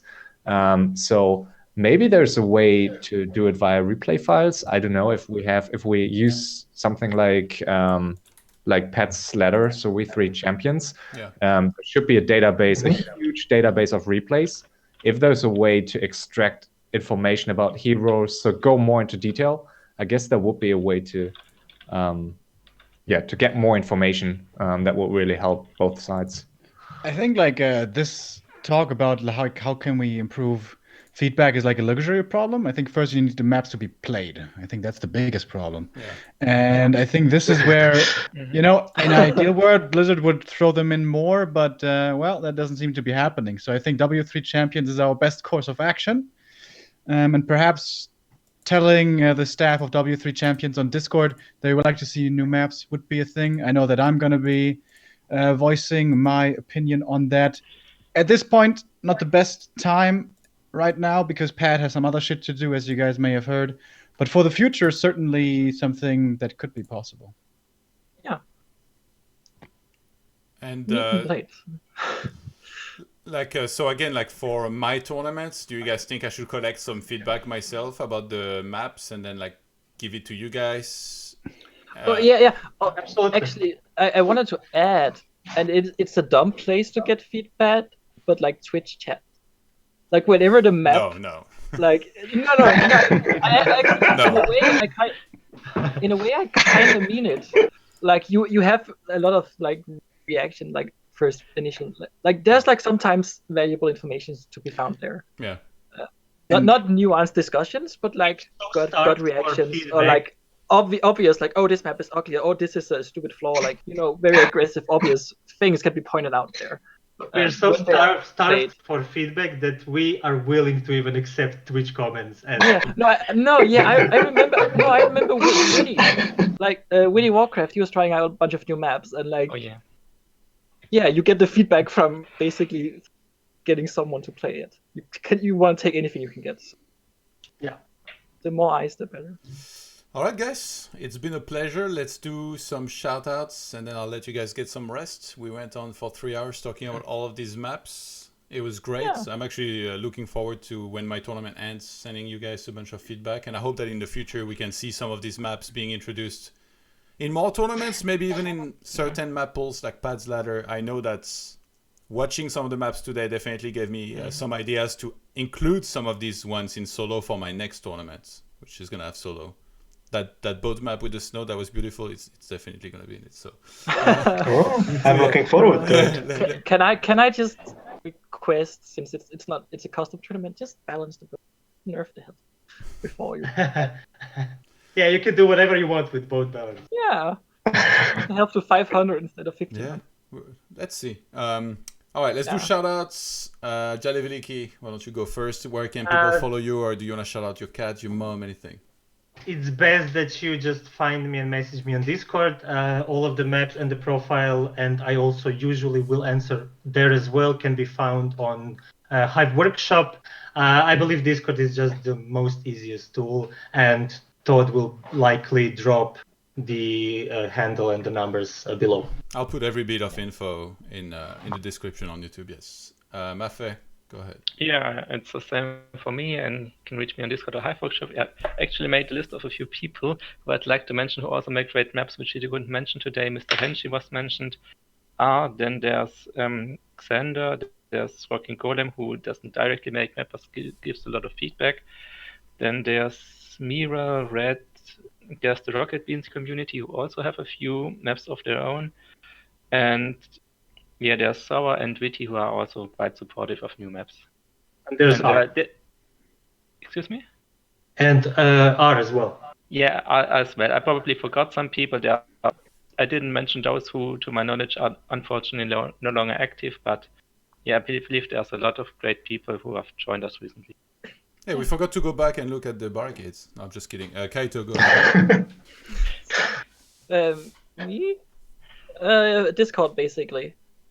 This be honest and say you don't find me, I find you.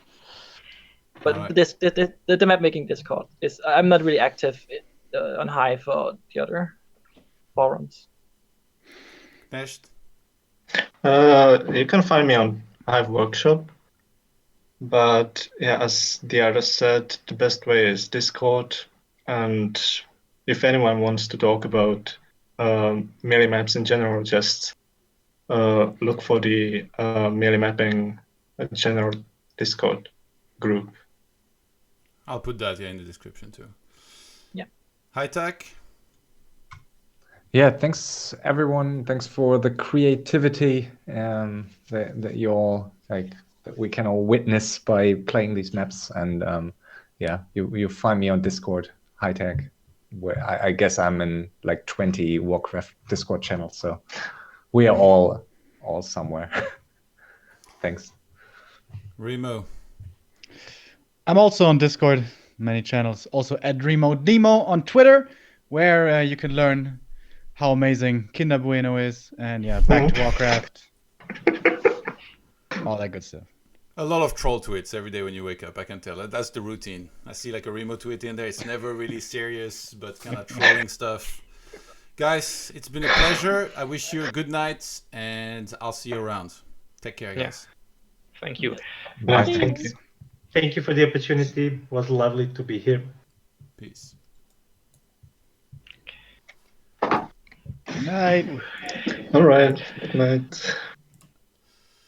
All right, that was a fun show. Great guest. I'm glad we got the discussion done with the maps, and I hope that in the future, again, we're going to be able to improve all of that, maybe see some new maps added into some of the tournament map pools, maybe into the ladder eventually. So yeah, that's it for this episode. I believe, I'm not sure right now, but this might only be a YouTube episode because you just need the image. So I think it might not be posted as podcast as per usual, because you really need to be seeing the maps.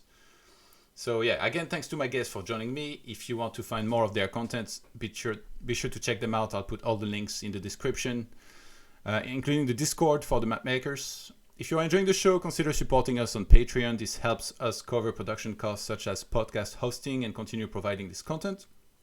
This podcast is live now on iTunes, Stitcher, Spotify, Podbean, SoundCloud, and many, many more. So if you wish to have this show delivered to you in an audio format, just search for Todd's Town Hall Meeting on your favorite platform.